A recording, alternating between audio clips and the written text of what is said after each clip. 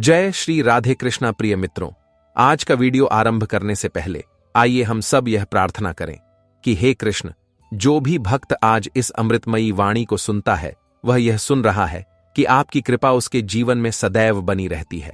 यह कृपा बनी रहे और उनके सभी कष्ट दूर हो जाए। मित्रों, इस अद्भुत वाणी को सुनने से पहले नीचे अपने विचार और भक्ति व्यक्त करते हुए कमेंट में जय श्री राधे कृष्ण अवश्य लिखें। आपकी भक्ति हमारी यात्रा को और भी अद्भुत बनाएगी। साथ ही यदि आप हमारे चैनल पर नए हैं तो अभी सब्सक्राइब करें और घंटी का बटन दबाएं ताकि आप हमारे सभी नए अपडेट से जुड़े रह सकें और इस भक्तिमय यात्रा का हिस्सा बन सकें। तो मित्रों, बिना विलंब किए चलिए कथा आरंभ करते हैं। श्रीमद् भगवद गीता, गीता का रहस्य और सार एक दिव्य ग्रंथ है जिसमें सभी वेदों का सार समाहित है। इसका ज्ञान इतना विशाल और गहरा है कि जीवन भर इसका गहन अध्ययन करने के बावजूद इसकी सीमाओं तक पहुंचना कठिन है। इसमें भगवान के गुण, तत्व, रहस्य, उपासना, कर्म और ज्ञान का ऐसा अद्भुत वर्णन है जो किसी अन्य ग्रंथ में मिलना दुर्लभ है। गीता का प्रत्येक शब्द शिक्षाप्रद है क्योंकि यह स्वयं भगवान की वाणी है और किसी भी प्रकार के स्वार्थ से परे है। यह सभी शास्त्रों का भंडार है और इसके ज्ञान से अन्य शास्त्रों का बोध स्वतः ही हो जाता है। भगवान स्वयं कहते हैं कि वे गीता के आश्रय में निवास करते हैं और इसके ज्ञान से ही संपूर्ण लोकों का पालन पोषण करते हैं। गीता का अनुयायी व्यक्ति निश्चित रूप से मोक्ष प्राप्त करता है। जो इसका अध्ययन करता है वह ज्ञान यज्ञ के माध्यम से भगवान की पूजा करता है और जो इसे दूसरों को समझाता है वह भगवान को अत्यंत प्रिय होता है।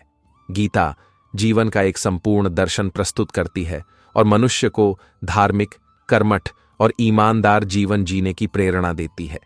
यह एक दिव्य पुस्तक है जो जीवन की प्रत्येक समस्या का समाधान प्रदान करती है और निराश व्यक्ति को आशा से भर देती है। श्रीमद् भगवद गीता में कुल 18 अध्याय और 700 श्लोक हैं जिनका अध्ययन करना कठिन प्रतीत हो सकता है। इसलिए इस वीडियो में हम गीता के प्रत्येक अध्याय और श्लोक को सरल भाषा में आपको समझाने का प्रयास करेंगे ताकि आप इसके गूढ़ रहस्यों को भली भांति समझ सकें। यह अध्याय धृतराष्ट्र के प्रश्न से आरंभ होता है। वे संजय से पूछते हैं कि धर्म क्षेत्र कुरुक्षेत्र में युद्ध के लिए एकत्रित मेरे और पांडवों के पुत्र क्या कर रहे हैं। धृतराष्ट्र स्वयं अंधे थे, परंतु वे जानते थे कि धर्म श्री कृष्ण के पक्ष में है और यह युद्ध उनके पुत्रों के लिए सरल नहीं होगा।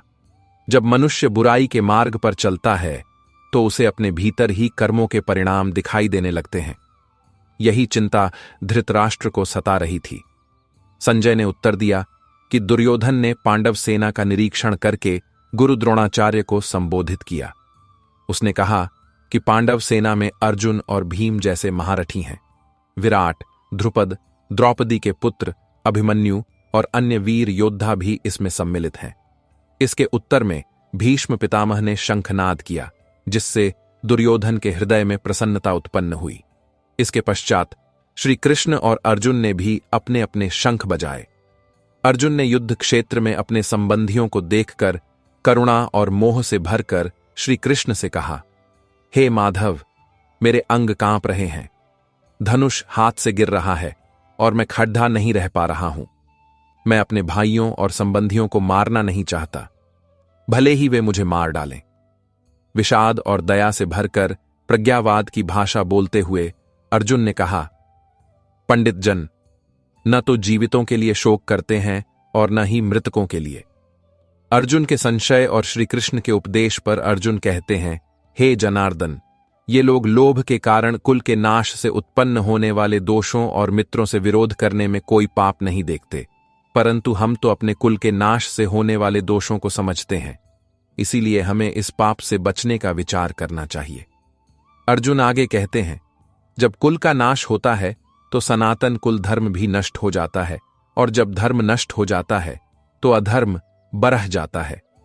हे केशव, अधर्म के बरहने से कुल की स्त्रियां दूषित हो जाती हैं, जिसके परिणाम स्वरूप अवांछित संतानें उत्पन्न होती हैं। ऐसी संतानों के कारण कुल में पिंडदान और तर्पण समाप्त हो जाते हैं और पितर नरक को प्राप्त होते हैं।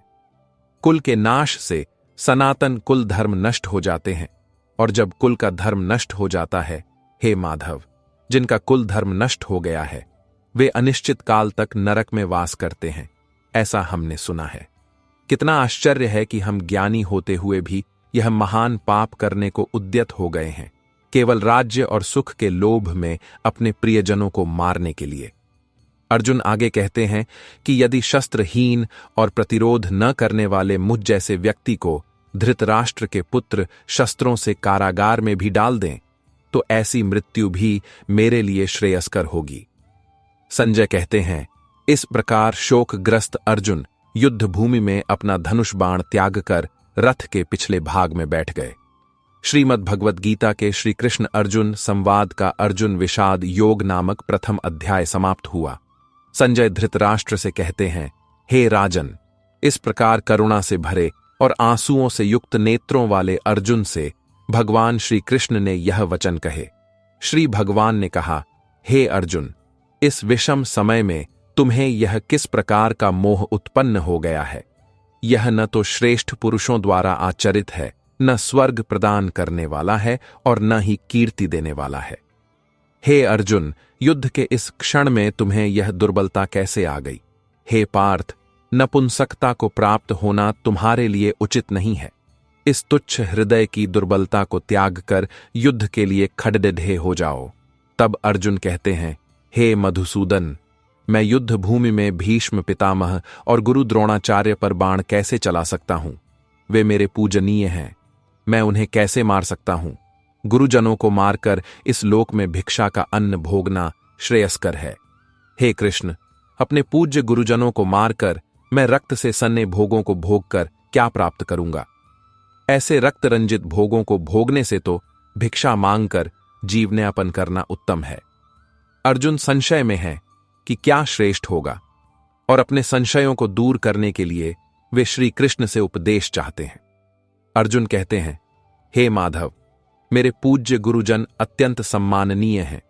उन्हें मारकर राज्य, सुख और समृद्धि प्राप्त करने का कोई अर्थ नहीं है।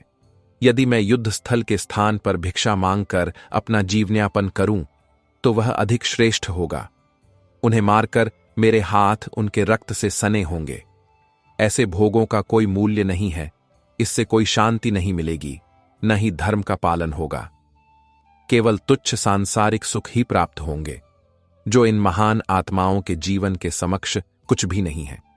हे केशव, हम यह भी नहीं जानते कि हमारे लिए युद्ध करना उचित है या नहीं। हम यह भी नहीं जानते कि हम विजयी होंगे या वे। जिन्हें मारकर हम जीना नहीं चाहते, वे हमसे युद्ध करने के लिए रणभूमि में खड़े हैं। इसलिए हे गोविंद, आप ही हमें वह मार्ग दिखाएं जिससे हमारा निश्चित कल्याण हो सके। मैं आपका शिष्य हूं और आपकी शरण में आया हूं, कृपया मुझे शिक्षा दें। अर्जुन आगे कहते हैं, चाहे मुझे इस पृथ्वी पर समस्त ऐश्वर्यों से भरा राज्य प्राप्त हो जाए या देवताओं का आधिपत्य भी मिल जाए, फिर भी मुझे ऐसा कोई उपाय नहीं दिखता जो मेरे इस गहरे शोक को दूर कर सके। यह शोक मेरी इंद्रियों को दुर्बल कर रहा है और मेरे मन को भ्रमित कर रहा है। इसलिए हे माधव, मुझे ऐसा ज्ञान दें जो मेरे शोक को सदा के लिए समाप्त कर सके। संजय धृतराष्ट्र से कहते हैं, हे राजन, अर्जुन ने श्री कृष्ण से कहा कि वह युद्ध नहीं करेंगे और मौन हो गए। तब श्री कृष्ण, जो दोनों सेनाओं के मध्य में बैठे अर्जुन के झाता हैं, मुस्कुराते हुए बोले। श्री भगवान कहते हैं, हे अर्जुन, तुम उनके लिए शोक कर रहे हो जिनके लिए शोक करना उचित नहीं है, और पंडितों जैसी बातें कर रहे हो। परंतु जो वास्तव में ज्ञानी हैं, वे न तो जीवितों के लिए शोक करते हैं और न ही मृतकों के लिए।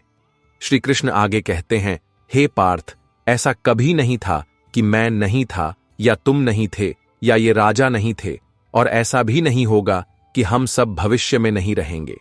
जैसे इस शरीर में आत्मा को बचपन, युवावस्था और वृद्धावस्था प्राप्त होती है, उसी प्रकार मृत्यु के पश्चात उसे नया शरीर मिलता है।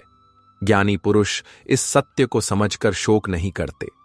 हे कुंती पुत्र, सर्दी, गर्मी और सुख दुख केवल इंद्रियों के विषयों के संपर्क से उत्पन्न होते हैं। वे अनित्य और परिवर्तनशील हैं। इसलिए हे भारत, उन्हें सहन करो। सुख दुख को समान समझने वाला पुरुष ही मोक्ष का अधिकारी होता है। श्री कृष्ण का अर्थ है कि सर्दी, गर्मी, सुख और दुख सभी इंद्रियों के अनुभव हैं जो नश्वर हैं, इसलिए उनके कारण शोक करना उचित नहीं है। हे अर्जुन, असत अर्थात यह नाशवान शरीर क्षणिक है, इसका कोई स्थायी अस्तित्व नहीं है, और सत्य अर्थात आत्मा अविनाशी है और उसका कभी अभाव नहीं होता। ज्ञानीजन इस तथ्य को भली भांति जानते हैं। श्री कृष्ण आगे कहते हैं कि वह आत्मा यह भी जानती है कि शरीर और इंद्रियां क्षणिक हैं, इसलिए संबंधियों के शरीर के नाश के भय से शोक करना अनुचित है। आत्मा अमर, अविभाज्य और अपरिवर्तनशील है, इसलिए हे पार्थ, अपना कर्तव्य निभाओ और शोक मत करो। इसलिए यदि तुम अपने संबंधियों के नाश की संभावना से शोक कर रहे हो तो यह उचित नहीं है। आत्मा शाश्वत रूप से अमर और सर्वव्यापी है, कोई भी इसे नष्ट नहीं कर सकता। संपूर्ण ब्रह्मांड उसी अविनाशी तत्व से व्याप्त है और कोई भी उसे नष्ट नहीं कर सकता। श्री कृष्ण समझाते हैं कि केवल परमात्मा ही सत्य है और उसे नष्ट नहीं किया जा सकता। इस नश्वर संसार में केवल आत्मा ही शाश्वत है। इसलिए हे अर्जुन, तुम्हें अपने कर्तव्य से विमुख नहीं होना चाहिए। जब यह स्पष्ट है कि शरीर नाशवान है और आत्मा अमर है, तो युद्ध से बचने का कोई कारण नहीं है। जो यह मानता है कि आत्मा को मारा जा सकता है और जो यह सोचता है कि आत्मा मरती है, वे दोनों ही अज्ञान में हैं। आत्मा वास्तव में न तो किसी को मारती है और न ही स्वयं मरती है। मृत्यु केवल शरीर का नाश है, आत्मा इससे अछूती रहती है। श्री कृष्ण स्पष्ट करते हैं कि स्थूल शरीर का अंत मृत्यु कहलाता है, परंतु यह केवल शरीर का परिवर्तन मात्र है। आत्मा इससे प्रभावित नहीं होती। यदि किसी अन्य शरीर का कार्य इस शरीर से समाप्त हो जाता है, तो यह आत्मा का कार्य नहीं, बल्कि शरीर का कार्य है। परंतु अज्ञानी लोग इस सत्य को नहीं समझते और आत्मा को मारने वाला या मरने वाला मान लेते हैं, जिससे वे कर्मों के बंधन में फंस जाते हैं। वास्तव में आत्मा न तो जन्म लेती है और न ही मरती है। यह शाश्वत, स्थायी और अविनाशी है। शरीर के नाश होने पर भी आत्मा का कोई अंत नहीं होता। हे अर्जुन, जो मनुष्य इस आत्मा को सदा अजन्मा और अविनाशी मानता है, वह न तो मारने का विचार करता है और न ही उस पर किसी को मरवाने का दोष लगता है। शरीर से किसी को मारना या मरवाना आत्मा का स्वभाव नहीं है। इसलिए यह सोचना कि किसी के शरीर का अंत आत्मा का अंत है, पूर्ण अज्ञान है। श्री कृष्ण का संदेश है कि आत्मा की अमरता को समझकर स्वधर्म का पालन करो और मोह का त्याग करो। इसलिए किसी भी स्थिति में शोक करना उचित नहीं है। जैसे मनुष्य पुराने वस्त्र त्याग कर नए वस्त्र धारण करता है, उसी प्रकार आत्मा पुराने शरीर को त्याग कर नए शरीर को प्राप्त करती है। यह आत्मा ऐसी है जिसे न तो शस्त्र काट सकते हैं, न अग्नि जला सकती है, न जल गीला कर सकता है और न ही वायु सुखा सकती है। आत्मा शाश्वत, सर्वव्यापी, अचल और सनातन है, जिसे किसी भी इंद्रिय द्वारा अनुभव नहीं किया जा सकता। यह आत्मा अचिंत्य है, जिसकी मन से कल्पना भी नहीं की जा सकती और यह विकारों से रहित है। इसलिए हे अर्जुन, इस आत्मा को समझकर तुम्हें शोक नहीं करना चाहिए। यदि तुम आत्मा को जन्म मृत्यु के चक्र में फंसा हुआ भी मानते हो, तो भी शोक करने का कोई कारण नहीं है, क्योंकि जो जन्मा है उसकी मृत्यु निश्चित है और जो मर गया है उसका पुनर्जन्म भी निश्चित है। इस सत्य को जानकर तुम्हें व्यर्थ चिंता नहीं करनी चाहिए। सभी प्राणी जन्म से पहले अप्रकट रहते हैं, जीवन में प्रकट होते हैं और मृत्यु के पश्चात पुनः अप्रकट हो जाते हैं। इस सत्य को स्वीकार करके अपने कर्तव्य का पालन करना ही तुम्हारा धर्म है। हे पार्थ, यह युद्ध तुम्हारे लिए स्वर्ग के द्वार के समान है, जिसे केवल भाग्यशाली क्षत्रिय ही प्राप्त करते हैं। यदि तुम इस धर्म युद्ध से विमुख होते हो, तो अपने धर्म और कीर्ति को खोकर पाप के भागी बनोगे। लोग युगों तक तुम्हारी अपकीर्ति की चर्चा करेंगे और एक सम्मानित व्यक्ति के लिए अपयश मृत्यु से भी अधिक कष्टदायक होता है। जिन लोगों ने तुम्हें महान योद्धा माना था, वे तुम्हें कायर समझेंगे। तुम्हारे शत्रु तुम्हारा उपहास करेंगे और तुम्हारी शक्ति का अपमान करेंगे। हे अर्जुन, यदि तुम युद्ध में मारे जाते हो तो स्वर्ग को प्राप्त करोगे और यदि विजयी होते हो तो पृथ्वी के राज्य का भोग करोगे। इसलिए तुम युद्ध के लिए दृढ़ निश्चय करके खड़ीडिढ़े हो जाओ। जय पराजय, लाभ हानि और सुख दुख को समान समझकर अपने कर्तव्य का पालन करो। इससे तुम किसी भी पाप के भागी नहीं बनोगे। हे पार्थ, अब तक तुमने ज्ञान योग की बुद्धि प्राप्त की है, अब कर्म योग की बुद्धि सुनो। इस ज्ञान को प्राप्त करके तुम सभी प्रकार के कर्मों के बंधन से मुक्त हो सकते हो। इस योग के आरंभ का न तो नाश होता है और न ही कोई हानिकारक परिणाम होता है। इस योग का थोड़ा सा भी अभ्यास जन्म मृत्यु के भय से रक्षा करता है और मोक्ष का मार्ग प्रशस्त करता है।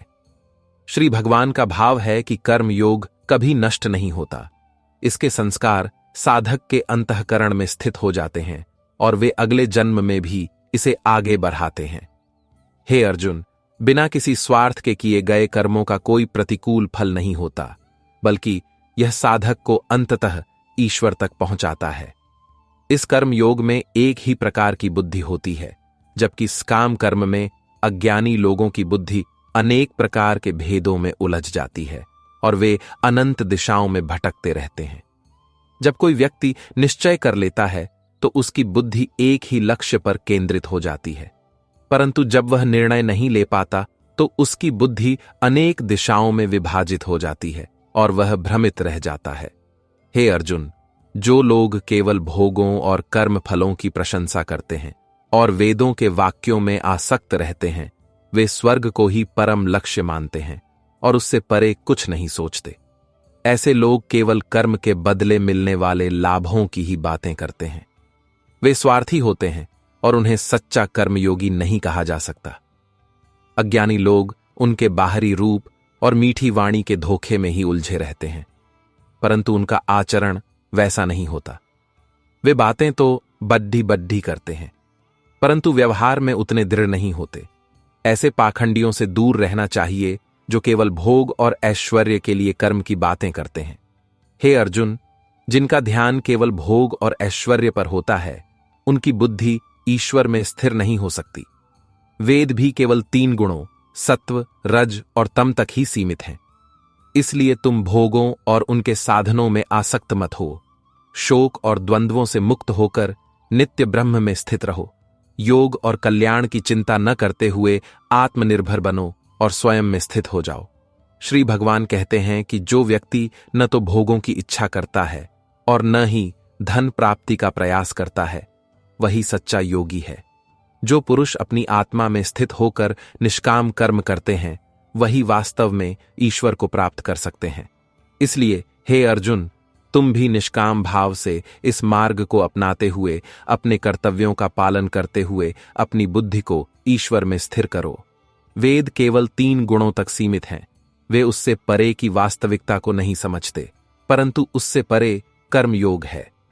श्री भगवान कहते हैं कि कर्म अवश्य करना चाहिए, परंतु उसमें आसक्त नहीं होना चाहिए।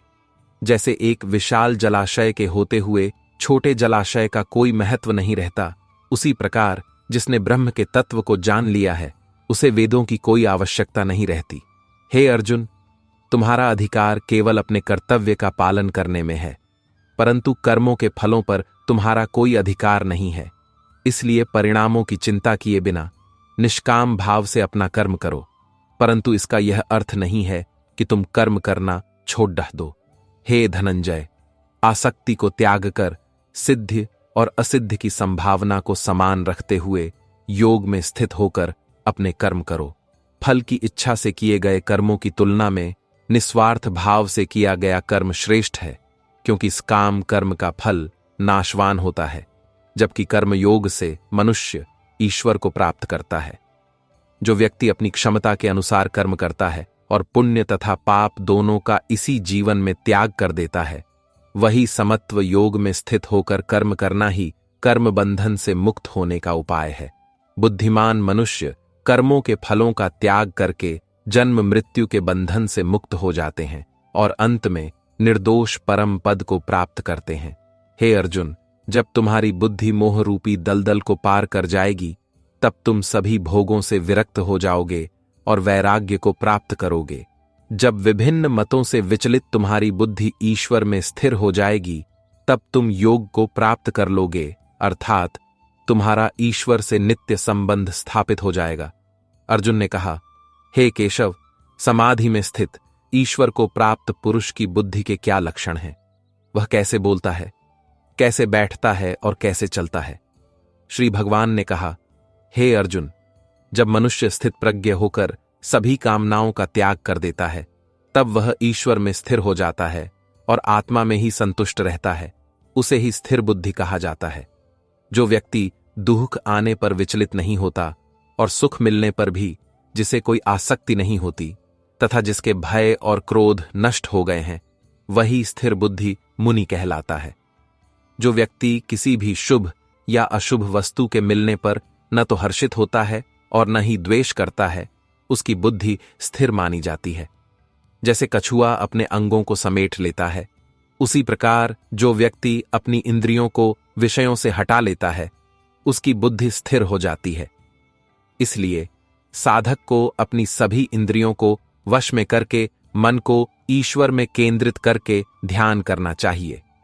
जिसकी इंद्रियां वश में होती हैं, उसी का मन स्थिर रहता है।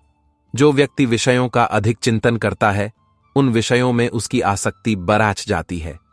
आसक्ति से कामना उत्पन्न होती है और कामना में बाधा आने पर क्रोध उत्पन्न होता है। क्रोध से मनुष्य की बुद्धि भ्रमित हो जाती है, जिससे उसकी स्मृति नष्ट हो जाती है। स्मृति नष्ट होने पर बुद्धि भी नष्ट हो जाती है और बुद्धि नष्ट होने पर मनुष्य का पतन हो जाता है। जैसे तेज हवा नाव को बहा ले जाती है, उसी प्रकार मनुष्य की अनियंत्रित इंद्रियां बुद्धि को भी भटका देती हैं। इसीलिए जिसकी इंद्रियां वश में हैं, उसी की बुद्धि स्थिर होती है। भगवान कृष्ण कहते हैं कि जैसे विशाल समुद्र में अनेक नदियां समाहित हो जाती हैं, फिर भी वह अविचल और शांत रहता है, उसी प्रकार योगी भी संसार के सुख दुखों से प्रभावित नहीं होता। वह ईश्वर में दृढ़ रहता है और किसी भी स्थिति से विचलित नहीं होता। जो व्यक्ति समस्त कामनाओं की पूर्ति का त्याग करके अहंकार रहित और आसक्ति से मुक्त होकर बिना किसी स्पृहा के रहता है, वही सच्ची शांति प्राप्त करता है।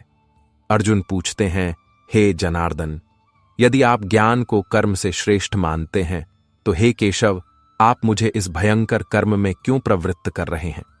आपके इन वचनों को सुनकर मेरा मन भ्रमित हो गया है। इसलिए कृपया मुझे स्पष्ट रूप से वह बात बताई, जिससे मेरा संशय दूर हो और मैं परम कल्याण को प्राप्त कर सकूं। श्री भगवान ने कहा, हे निष्पाप, इस लोक में दो प्रकार की निष्ठाएं वर्णित हैं। एक सांख्य योग जो ज्ञान पर आधारित है, और दूसरा कर्म योग जो कर्म पर आधारित है। जो व्यक्ति अपनी इंद्रियों को वश में करके ईश्वर का ध्यान करता है, वह ज्ञान योगी कहलाता है और इस प्रणाली को संन्यास भी कहा जाता है। दूसरी ओर जो मनुष्य निष्काम भाव से कर्म करता है और कर्मों के फलों में आसक्ति नहीं रखता, वह कर्म योगी कहलाता है। कर्म किए बिना कोई भी कर्म योग की सिद्धि प्राप्त नहीं कर सकता और न ही केवल कर्मों का त्याग करने से कोई सिद्धि प्राप्त कर सकता है। केवल कर्मों का त्याग करने से कोई सच्चा सन्यासी नहीं बन सकता और न ही कोई कर्म योगी बन सकता है। इस संसार में कोई भी मनुष्य एक क्षण के लिए भी कर्म किए बिना नहीं रह सकता, क्योंकि सभी जीव किसी न किसी कर्म के लिए ही जन्मे थे। जो व्यक्ति केवल दिखावे के लिए कहता है कि उसने इंद्रियों को वश में कर लिया है, परंतु मन ही मन इंद्रियों के विषयों का चिंतन करता रहता है, वह वास्तव में मिथ्याचारी है। परंतु जो व्यक्ति अपनी इंद्रियों को वश में रखकर अनासक्त भाव से कर्मयोग का आचरण करता है, वही श्रेष्ठ पुरुष कहलाता है। इसलिए हे अर्जुन, तुम शास्त्र की आज्ञा के अनुसार कर्तव्य कर्म करो, क्योंकि कर्म न करने से कर्म करना श्रेष्ठ है और कर्मों से ही तुम्हारा जीवन निर्वाह संभव होगा। हे अर्जुन, तुम इस युद्ध को यज्ञ समझकर करो।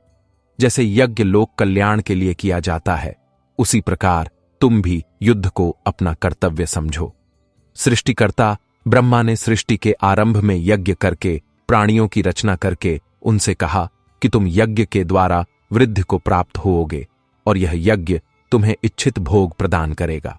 यज्ञ हमें कर्म का सही मार्ग दिखाता है, हमें ज्ञान देता है और हमें अपने कर्तव्यों का पालन करना सिखाता है। ब्रह्मा कहते हैं कि यज्ञों के द्वारा देवताओं को प्रसन्न करो, और जब देवता प्रसन्न होंगे तो वे मानव समाज के कल्याण के लिए कार्य करेंगे। इस प्रकार निस्वार्थ भाव से एक दूसरे की सहायता करते हुए, प्रगति करते हुए मनुष्य परम कल्याण को प्राप्त कर सकता है। जो व्यक्ति यज्ञ करता है वह देवताओं की पूजा करता है। देवता उसकी सभी इच्छाएं बिना मांगे ही पूरी करते हैं। परंतु जो व्यक्ति न तो यज्ञ करता है और न ही देवताओं को प्रसन्न करने का प्रयास करता है, फिर भी वह सुख की कामना करता है, वास्तव में उसे चोर कहा जाता है। निश्चय ही बिना कर्म किए यदि कोई फल की इच्छा करता है तो उसे बुराई के मार्ग का अनुयायी समझना चाहिए। जो श्रेष्ठ पुरुष यज्ञ से बचे हुए अन्न का सेवन करते हैं वे सभी पापों से मुक्त हो जाते हैं और जीवन में परम शुद्धि प्राप्त करते हैं। जो लोग ईश्वर का स्मरण किए बिना अपना जीवन जीते हैं और केवल अपने शरीर के पोषण के लिए भोजन पकाते हैं, वे वास्तव में पाप के भागी होते हैं। वे अपने जीवन को बिना स्मरण किए व्यस्त रहते हैं। वे अन्याय का आचरण करते हैं और उन्हें चोरों के समान समझना चाहिए।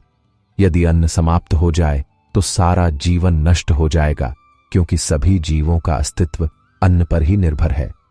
अन्न की उत्पत्ति वर्षा से होती है और वर्षा का प्रभाव यज्ञ से आरंभ होता है। यज्ञ कर्मों से संपन्न होते हैं और कर्म वेदों से उत्पन्न होते हैं, जबकि वेद स्वयं ईश्वर से प्रकट हुए हैं। इस प्रकार यह सिद्ध होता है कि यज्ञ और ईश्वर के बीच सीधा संबंध है। हे पार्थ, जो व्यक्ति इस परंपरा का पालन नहीं करता वह सृष्टि चक्र के नियमों का उल्लंघन करता है और अपने कर्तव्यों का पालन न करके केवल इंद्रिय सुखों में लिप्त रहकर व्यर्थ ही अपना जीवन व्यतीत करता है। परंतु जो व्यक्ति आत्मा में ध्यान करता है, जो अपनी आत्मा में संतुष्ट और तृप्त रहता है, उसके लिए किसी भी प्रकार का कर्तव्य बंधन नहीं रहता। यहां आत्मा का अर्थ है परम तत्व, और जो इस सत्य को समझकर उसमें रमण करता है उसके लिए कोई कर्म आवश्यक नहीं है। इस प्रकार का महापुरुष असंख्य प्राणियों में अत्यंत दुर्लभ होता है। जो व्यक्ति इस स्थिति को प्राप्त कर लेता है उसके लिए इस संसार में कोई कर्म करने या न करने का प्रयोजन समाप्त हो जाता है।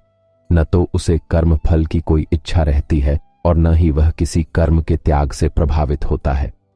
ऐसे महापुरुष पूर्णतया स्वार्थ रहित होते हैं और केवल आत्मा के आनंद में ही निवास करते हैं। इसलिए हे अर्जुन, तुम निरंतर अनासक्त भाव से अपने कर्तव्यों का पालन करते रहो। जो व्यक्ति बिना किसी आसक्ति के अपने कर्तव्यों का पालन करता है वह धीरे धीरे ईश्वर को प्राप्त कर लेता है। अतः अपने कर्म में निस्वार्थ भाव से श्रद्धा की ओर प्रवृत्त होकर निष्ठापूर्वक कर्म योग का पालन करो।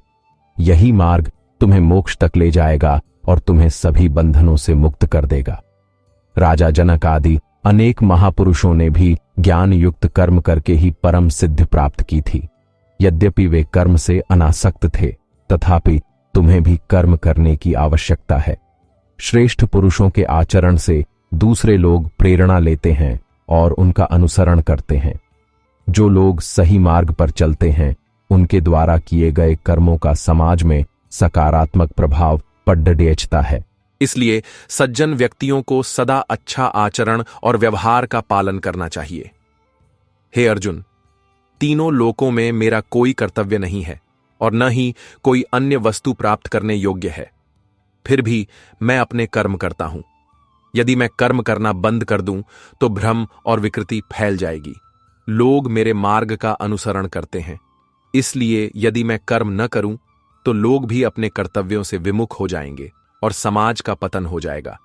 जो लोग अपने कर्मों में आसक्त होते हैं वे अज्ञानी होते हैं, जबकि जो ज्ञानी हैं उन्हें अनासक्त भाव से अपने कर्तव्य करने चाहिए ताकि वे दूसरों के लिए मार्गदर्शक का कार्य कर सकें। ज्ञानी जन जानते हैं कि सभी कर्म प्रकृति के गुणों द्वारा किए जाते हैं। वे बिना किसी अहंकार के अपने कर्म करते हैं, क्योंकि वे जानते हैं कि यह उनके कर्मों से नहीं बल्कि उनके गुणों से हो रहे हैं। इस समझ के साथ ज्ञानी जनों का कर्तव्य है कि वे अज्ञानी लोगों को मार्ग दिखाएं और उन्हें कर्म का महत्व समझाएं। हे अर्जुन, तुम अपने सभी कर्म ईश्वर को समर्पित करके आशा या मोह को त्याग कर युद्ध करो। जो लोग श्रद्धा और दोष रहित भाव से मेरे मार्ग का अनुसरण करते हैं वे सभी कर्मों से मुक्त हो जाते हैं। परंतु जो लोग मुझ में दोष ढूंढते हैं और मेरे मार्ग का अनुसरण नहीं करते वे मूर्ख अपने ही ज्ञान में फंसकर नष्ट हो जाते हैं। श्री भगवान ने कहा कि यह अविनाशी योग सबसे पहले सूर्यदेव को सिखाया था। सूर्य ने इसे अपने पुत्र मनु को दिया और मनु ने इसे राजा इक्ष्वाकु को बताया। इस प्रकार यह योग राजर्षियों में प्रसारित हुआ, परंतु समय के साथ यह लुप्त हो गया। अब चूंकि तुम मेरे प्रिय भक्त हो, मैं तुम्हें यह प्राचीन और महान योग सिखा रहा हूं। यह योग परम रहस्य है। अर्जुन ने पूछा, आपका जन्म तो अभी हुआ है और सूर्य का जन्म बहुत पहले हुआ था, तो मैं यह कैसे मानूं कि आपने यह योग सूर्य को सिखाया था? श्री भगवान ने उत्तर दिया, हे अर्जुन, मेरे और तुम्हारे दोनों के अनेक जन्म हो चुके हैं, परंतु तुम उन्हें नहीं जानते। मैं अजन्मा और अविनाशी हूं। फिर भी समय समय पर अपनी योग माया से मैं प्रकट होता हूं। जब जब धर्म की हानि होती है और अधर्म बढ़ाता है, तब तब मैं अपने रूप को प्रकट करके अवतार लेता हूं। मेरा उद्देश्य साधु पुरुषों की रक्षा करना, पापियों का विनाश करना और धर्म की स्थापना करना है। जो लोग इस सत्य को समझते हैं वे पुनः जन्म नहीं लेते, वे मुझे प्राप्त कर चुके होते हैं। जो भक्त मुझसे अनन्य प्रेम और भक्ति से मेरी उपासना करते हैं, मैं भी उसी प्रकार उनकी उपासना करता हूं। इस संसार में अपने कर्मों का फल चाहने वाले लोग देवताओं की पूजा करते हैं, क्योंकि उन्हें शीघ्र फल मिलता है। ब्राह्मण, क्षत्रिय, वैश्य और शूद्र, ये 4 वर्ण मैंने गुण और कर्म के आधार पर बनाए हैं। मैं इस ब्रह्मांड का रचयिता हूं, परंतु मैं स्वयं अक्रिय और निर्लिप्त हूं। इसलिए श्री भगवान का संदेश है कि अपना कर्तव्य करो, परंतु उसके फल की इच्छा मत करो। केवल अपना कर्तव्य करो और आगे बढ़ते रहो। हमारे पूर्वजों ने भी इसी प्रकार कर्म करके मोक्ष प्राप्त किया था। यदि तुम भी मोक्ष प्राप्त करना चाहते हो तो उनके द्वारा किए गए कर्मों का अनुसरण करो। कर्म और अकर्म का सही स्वरूप क्या है, इसे समझना बुद्धिमान व्यक्ति के लिए भी कठिन है। इसलिए मैं तुम्हें कर्म का सार समझाऊंगा ताकि तुम कर्म के बंधन को जान सको। जो कर्म बिना किसी इच्छा या संकल्प के करता है और जिसके सभी कर्म ज्ञान की अग्नि में जलकर भस्म हो गए हैं, वही वास्तव में योगी, बुद्धिमान या पंडित कहलाता है। वही व्यक्ति जो कर्मों और उनके फलों से समस्त आसक्ति त्याग कर परमात्मा में स्थित रहता है, वह सच्चे अर्थों में मोक्ष की ओर अग्रसर होता है। ऐसे व्यक्ति का मन और इंद्रियां नियंत्रित हो जाती है और वह सभी भोगों का त्याग करके कर्म करते हुए भी वास्तव में कुछ नहीं करता। ऐसे व्यक्ति को कर्मयोगी कहा जाता है। जो मनुष्य इच्छा और आशा से रहित होकर कर्म करता है, केवल अपने शरीर के कर्तव्य निभाता है और पापों से मुक्त रहता है, वह किसी से ईर्ष्या नहीं करता और न ही किसी से द्वेष रखता है। सुख और दुख को समान दृष्टि से देखता है। ऐसे व्यक्ति का मन ईश्वर के ज्ञान में दृढ़ रहता है और वह अपने कर्म को यज्ञ की भांति करता है, जिससे वह मोक्ष प्राप्त करता है। जो व्यक्ति सब कुछ ईश्वर को समर्पित कर देता है और जिसके लिए ईश्वर ही सब कुछ है, वही कर्मयोगी है। कुछ योगी देवताओं को सब कुछ मानकर यज्ञ करते हैं, तो कुछ ब्रह्म को सब कुछ मानकर यज्ञ करते हैं। चाहे आप अपने इष्ट देवता को सब कुछ मानकर यज्ञ करें, इससे कोई फर्क नहीं पड़ता। महत्वपूर्ण यह है कि आप अपने कर्म को यज्ञ समझें और उसे ईश्वर को अर्पित करके निस्वार्थ भाव से करें। योगी वह है जो अपनी इंद्रियों को नियंत्रित रखता है, जबकि जो ऐसा नहीं करते वे इंद्रियों के दास बन जाते हैं। ज्ञान से ही योगी अपने मन को नियंत्रित कर सकते हैं और जब कोई बुरा विचार आता है तो उनका ज्ञान उन्हें सही मार्ग पर चलने की प्रेरणा देता है। अनेक लोग भौतिक यज्ञ, तपस्या यज्ञ, योग यज्ञ, अहिंसा यज्ञ और स्वाध्याय यज्ञ करते हैं। वे जो भी यज्ञ करते हैं वह उन्हें उनके पापों से मुक्त करता है और आत्मज्ञान प्राप्त कराता है। श्री कृष्ण कहते हैं कि जो यज्ञ करने के पश्चात बचे हुए अमृत का अनुभव करते हैं, वे योगी ईश्वर तक पहुंचते हैं। यज्ञ न करने वाले व्यक्ति को इस लोक में भी सुख नहीं मिल सकता, तो परलोक में कैसे सुखी होगा। यज्ञ से बचा हुआ अमृत ईश्वर तक ले जाता है।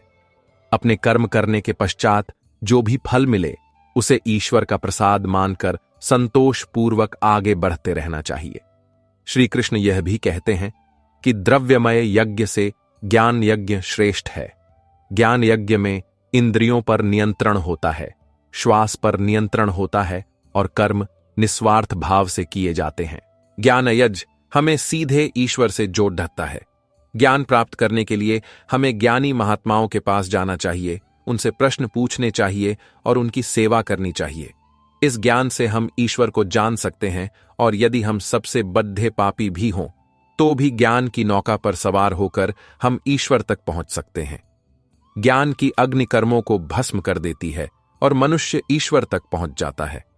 इस संसार में ज्ञान से बढ़कर पवित्र कुछ भी नहीं है और यह ज्ञान कभी नष्ट नहीं होता।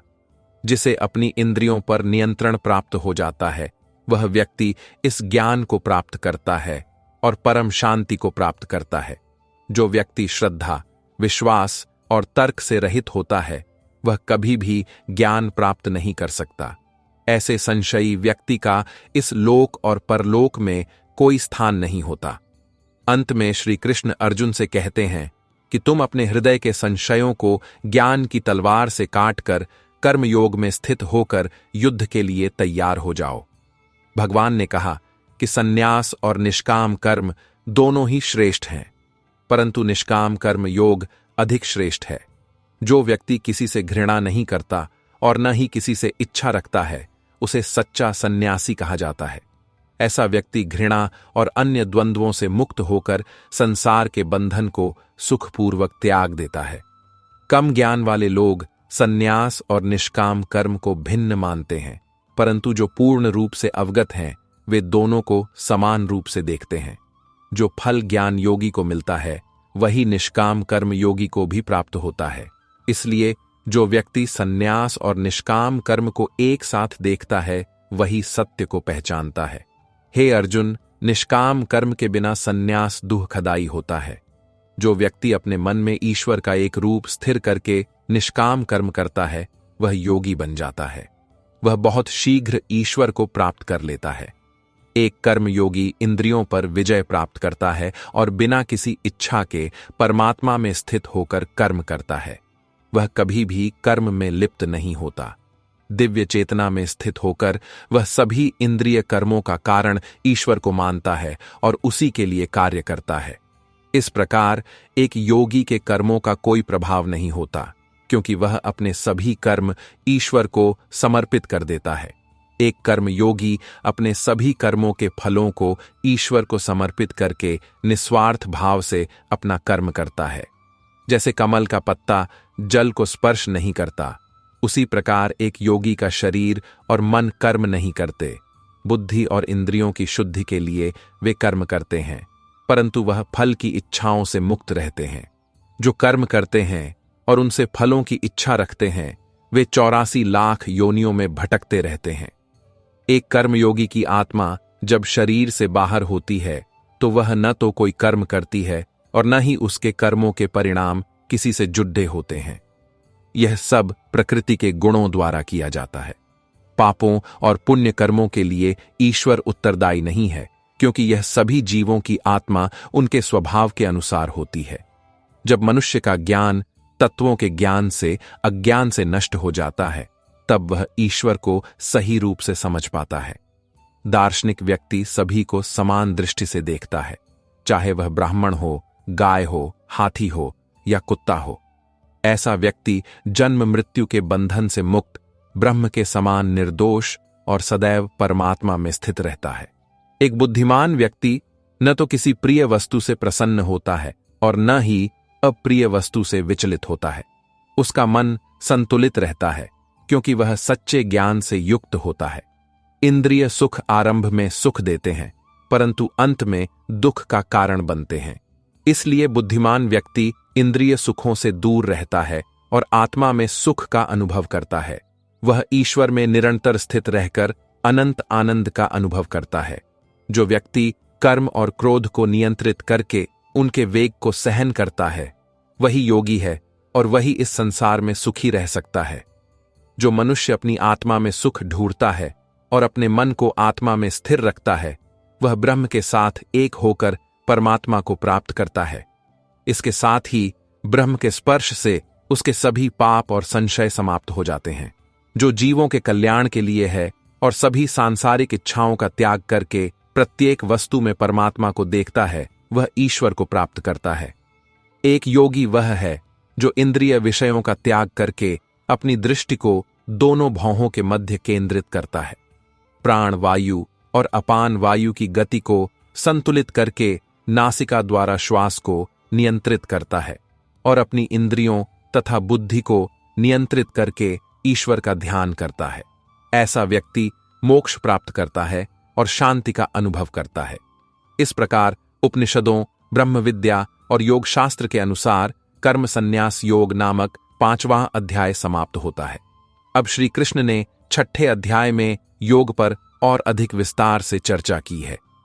इस अध्याय में भगवान बताएंगे कि योग में स्थित व्यक्ति के क्या लक्षण हैं।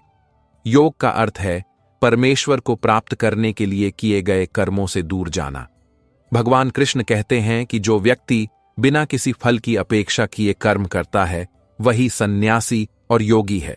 जो इंद्रिय सुख की इच्छा का त्याग करता है वही योगी है और उसे ईश्वर का आध्यात्मिक आनंद प्राप्त होता है। जब मनुष्य सभी सांसारिक इच्छाओं का त्याग करके अपना कर्तव्य निभाता है तो उसे योग में स्थित माना जाता है। योग का उद्देश्य मन को वश में करना और आत्मा में परमात्मा का ध्यान करना है। जो व्यक्ति अपने मन को नियंत्रित करता है वह अपने मन को अपना सबसे अच्छा मित्र बनाता है, परंतु जो व्यक्ति मन को नियंत्रित करने में असमर्थ होता है उसके लिए वह मन सबसे बड़ा शत्रु बन जाता है। जिसने अपने मन को वश में कर लिया है उसे परम शांति प्राप्त होती है और वह परमात्मा में स्थित हो जाता है। ऐसे व्यक्ति के लिए सुख दुख मान अपमान समान होते हैं। वह संतुलित रहता है और इंद्रियों को नियंत्रित करके ईश्वर को प्राप्त करता है। एक योगी का मन बाहरी आकर्षणों से प्रभावित नहीं होता और अपने उद्देश्य के प्रति सच्चा रहता है। योग का अभ्यास करते समय व्यक्ति को एकांत में और पवित्र भूमि पर बैठना चाहिए। आसन को स्थिर रखते हुए नासिका पर ध्यान केंद्रित करना चाहिए और इंद्रियों को नियंत्रित करके ध्यान करना चाहिए। योगी को भोजन, निद्रा और अन्य गतिविधियों में संतुलन बनाए रखना चाहिए। अधिक भोजन नहीं करना चाहिए, न कम सोना चाहिए और न ही अधिक, और न ही जागते रहना चाहिए। नियमित आहार, नियमित कार्य और नियमित जीवन से योगी मोक्ष प्राप्त करते हैं और सांसारिक कष्टों से मुक्त हो जाते हैं।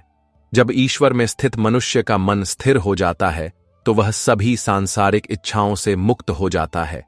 इस समय उसे योग में पूर्णतया स्थित माना जाता है। जैसे वायु रहित स्थान में दीपक स्थिर रहता है, उसी प्रकार नियमित जीवन जीने वाला, नियमित भोजन करने वाला और नियमित सोने वाला व्यक्ति योग में स्थित रहकर सभी सांसारिक कष्टों से मुक्त हो जाता है। योग में स्थिर व्यक्ति का मन योग के अभ्यास से दृढ़ होकर आत्मा के भीतर परमात्मा के साथ एक हो जाता है और वह सभी सांसारिक इच्छाओं से मुक्त हो जाता है। इस अवस्था में वह योग में पूर्णतया स्थायी रूप से स्थिर होता है। जैसे बिना वायु वाले स्थान में दीपक की लौ स्थिर रहती है, उसी प्रकार योगी का मन निरंतर ईश्वर में स्थिर रहता है। जब योगी की समस्त मानसिक गतिविधियां स्थिर हो जाती हैं, तब वह अपनी आत्मा से समाधि की अवस्था में जाकर परमात्मा का अनुभव करता है। इस स्थिति में वह अपने भीतर शुद्ध चेतना से परम चेतना के आनंद का अनुभव करता है और महसूस करता है कि वह शरीर से पृथक आनंद को जानता है। इस अवस्था में योगी कभी विचलित नहीं होता। परमात्मा को प्राप्त करके योगी परम आनंद में स्थित हो जाता है और किसी अन्य सुख की इच्छा नहीं करता। योग का अभ्यास करने वाला मनुष्य सभी सांसारिक कष्टों से अप्रभावित रहकर योग समाधि में कार्य करता है।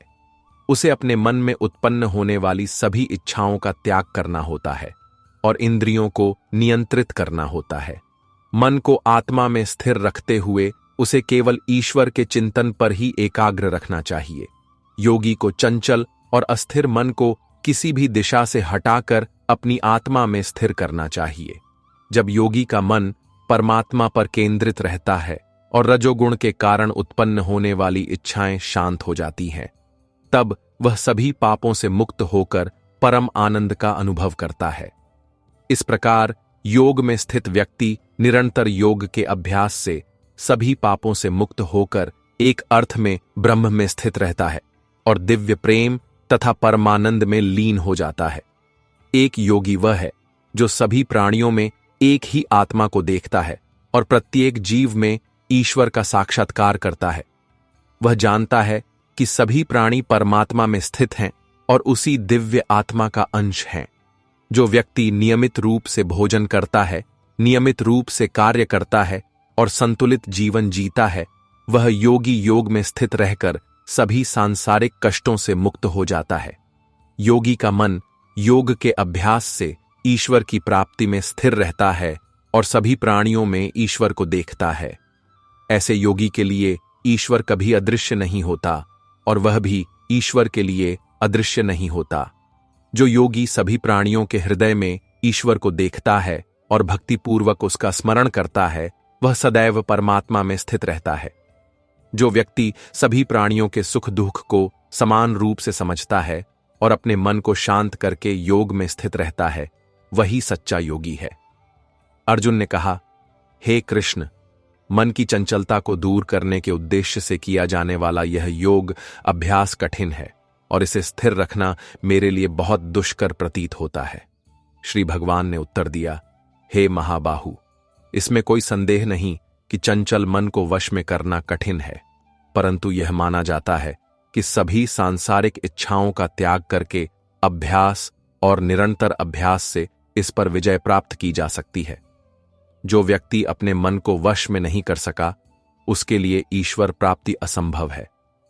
अर्जुन ने तब पूछा, जो व्यक्ति भक्तिपूर्वक योग करने का प्रयास करता है परंतु फिर विचलित हो जाता है, क्या वह दोनों स्थितियों से असफल होकर नष्ट हो जाता है?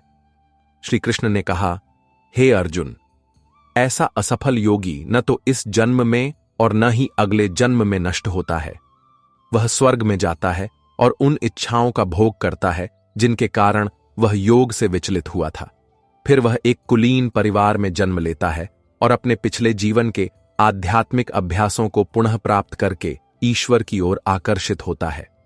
श्री भगवान ने आगे कहा कि ऐसा योगी अपने कर्मों के अनुसार कार्य करता है और धीरे धीरे परम सिद्धि प्राप्त करता है। तपस्वी और ज्ञानी से योगी को श्रेष्ठ माना जाता है। जो व्यक्ति पूर्ण श्रद्धा से मेरी शरण लेता है और मुझसे निरंतर जुद्धा रहता है, वही श्रेष्ठ योगी है। इसके पश्चात श्री कृष्ण ने ज्ञान और विज्ञान का विस्तार से वर्णन किया। उन्होंने कहा कि परमात्मा के ज्ञान और उसकी दिव्य शक्तियों को जानना ज्ञान है, जबकि उसके गुणों, रूपों और शक्तियों का विस्तृत अध्ययन विज्ञान है। उन्होंने कहा, हे अर्जुन, अब मैं तुम्हें वह परम ज्ञान बताऊंगा जिसे जानने के पश्चात तुम्हें किसी अन्य ज्ञान की आवश्यकता नहीं रहेगी। भगवान कृष्ण ने यह भी कहा कि हजारों में से केवल एक ही मुझे सही ढंग से बता सकता है और उनमें से भी बहुत कम लोग मेरी वास्तविकता को समझ पाते हैं। यह संसार मेरी दो प्रकृतियों जड़ और चेतन प्रकृति से उत्पन्न हुआ है। जड़ प्रकृति माया है और चेतन प्रकृति आत्मा है जो संसार का अनुभव कराती है। मैं ही इस सृष्टि का कारण हूं। जैसे माला में मोती धागे में पिरोए होते हैं, वैसे ही संपूर्ण संसार मेरे भीतर स्थित है। श्री कृष्ण ने कहा कि मैं जल का स्वाद, सूर्य और चंद्रमा का प्रकाश, अग्नि की चमक और सभी प्राणियों का जीवन हूं। मैं तपस्वी का तप, ज्ञानी की बुद्धि और शक्तिशाली की शक्ति हूं। इस प्रकार श्री कृष्ण ने अर्जुन को बताया कि वह जीवों में विद्यमान है और प्रत्येक तत्व में उसकी उपस्थिति है। इसीलिए अधिक सोना या हर समय जागते रहना नहीं चाहिए। प्रकृति के 3 गुण सत्व, रज और तम मुझसे ही उत्पन्न होते हैं, परंतु मैं इन गुणों से परे हूं। ये 3 गुण सभी प्राणियों में विद्यमान होकर उन्हें मोहित करते हैं ताकि वे मुझे पहचान न सकें। हे अर्जुन, मेरा प्रेम तीनों गुणों से युक्त है और इसे पार करना कठिन है, परंतु जो मेरी शरण लेते हैं वे इसे पार कर जाते हैं। अधर्मी, दुष्ट स्वभाव वाले और मूर्ख लोग मेरी शरण नहीं लेते, क्योंकि उनका ज्ञान मेरी माया द्वारा नष्ट हो जाता है। हे अर्जुन, 4 प्रकार के भक्त मेरा स्मरण करते हैं। जो अच्छे कर्म करते हैं, दुख से मुक्ति चाहने वाले, धन की कामना करने वाले और जो मुझे जानना चाहते हैं। इनमें से ज्ञानी भक्त मुझे सर्वश्रेष्ठ मानते हैं, क्योंकि वे मुझे परम लक्ष्य मानकर मुझ में स्थित रहते हैं। इस प्रकार महात्मा अनेक जन्मों के पश्चात मेरी शरण लेते हैं और वे सभी प्राणियों में मुझे ही देखते हैं। जिनका ज्ञान सांसारिक इच्छाओं से मुक्त होता है वे मेरी शरण में आते हैं। जो देवी देवताओं की पूजा करते हैं वे अपनी इच्छाओं की पूर्ति के लिए उनकी पूजा करते हैं, परंतु वे इच्छाएं क्षणिक होती हैं। वे देवी देवताओं की पूजा करके देवलोक को प्राप्त करते हैं, जबकि मेरे भक्त मुझे प्राप्त करके मेरे परम धाम को पहुंचते हैं। हे अर्जुन, मैं योग माया से ढका रहता हूं, इसलिए मूर्ख लोग मुझे पहचान नहीं पाते। मैं भूत, वर्तमान और भविष्य के सभी प्राणियों को जानता हूं, परंतु कोई भी मुझे पूर्ण रूप से नहीं जानता। संसार के सभी प्राणी आसक्ति, इच्छा और घृणा से जन्म लेते हैं और पुनः प्रेम के वशीभूत होकर नष्ट हो जाते हैं। जो मनुष्य मेरी शरण में आते हैं और मुझे पहचानते हैं वे मेरी माया को पार कर जाते हैं। जो व्यक्ति अपने पिछले और वर्तमान जन्म में अच्छे कर्म करता है उसके पाप नष्ट हो जाते हैं और वह दृढ़ निश्चय के साथ मेरी उपासना करता है। वे आसक्ति और द्वंद्वों से मुक्त हो जाते हैं। जो व्यक्ति मेरी शरण में आता है और वृद्धावस्था तथा मृत्यु से मुक्ति चाहता है वह मेरे सभी कर्मों को जानता है और मुझे पूर्ण रूप से पहचानता है।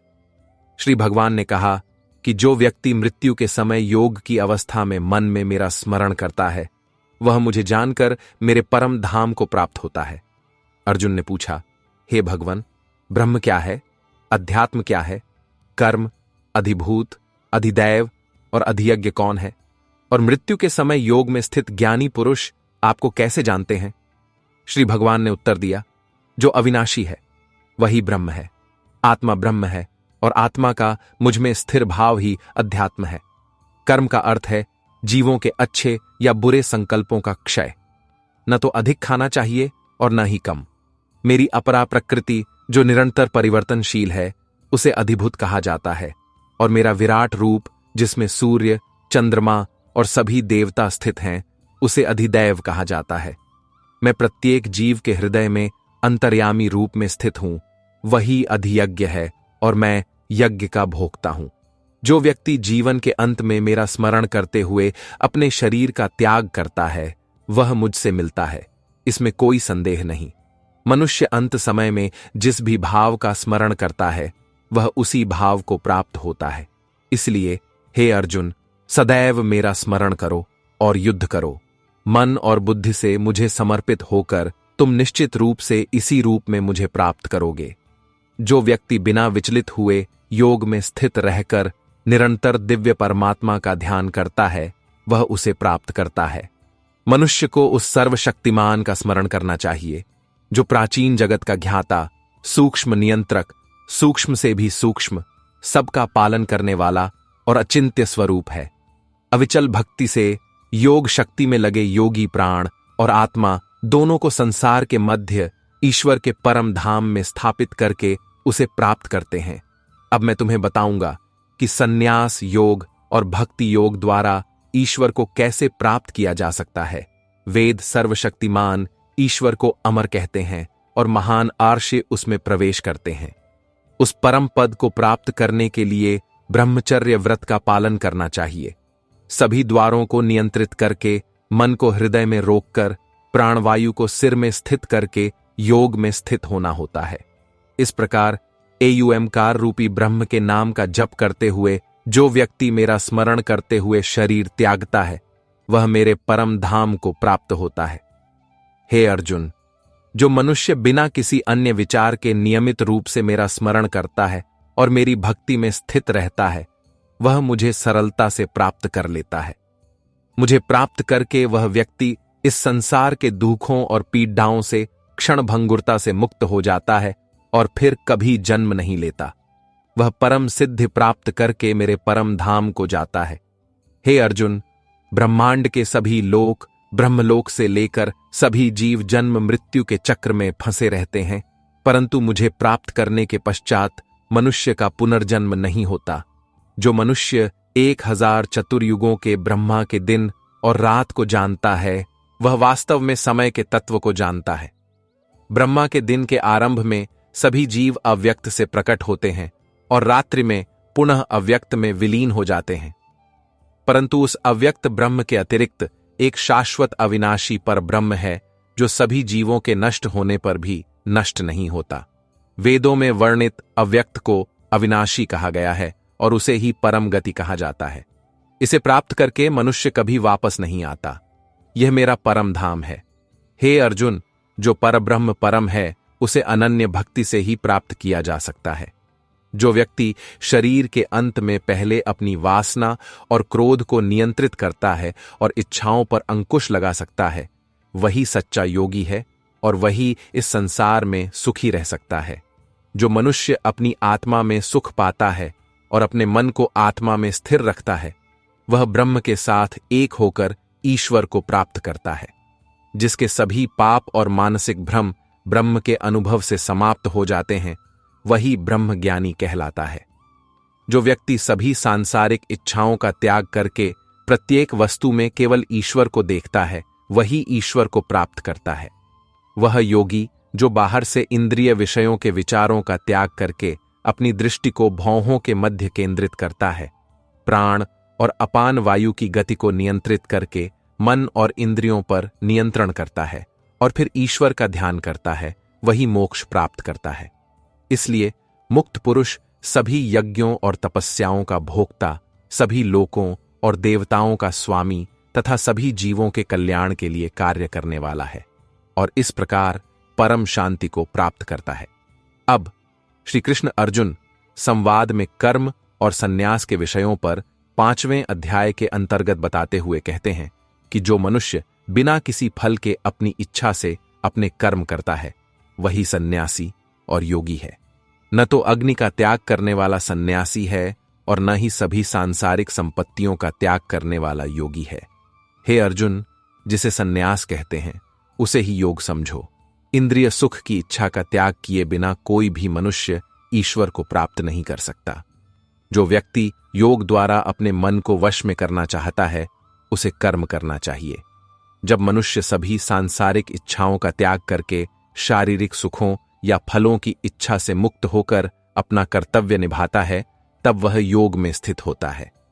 मनुष्य अपने मन से जन्म मृत्यु के बंधन से बचने का प्रयास करके उसे अपना सबसे बड़ा मित्र बनाता है, परंतु जो अपने मन को वश में नहीं कर सका, उसके लिए वह मन सबसे बड़ा शत्रु बन जाता है। जो व्यक्ति अपने मन को वश में कर लेता है, उसे परम शांति प्राप्त होती है।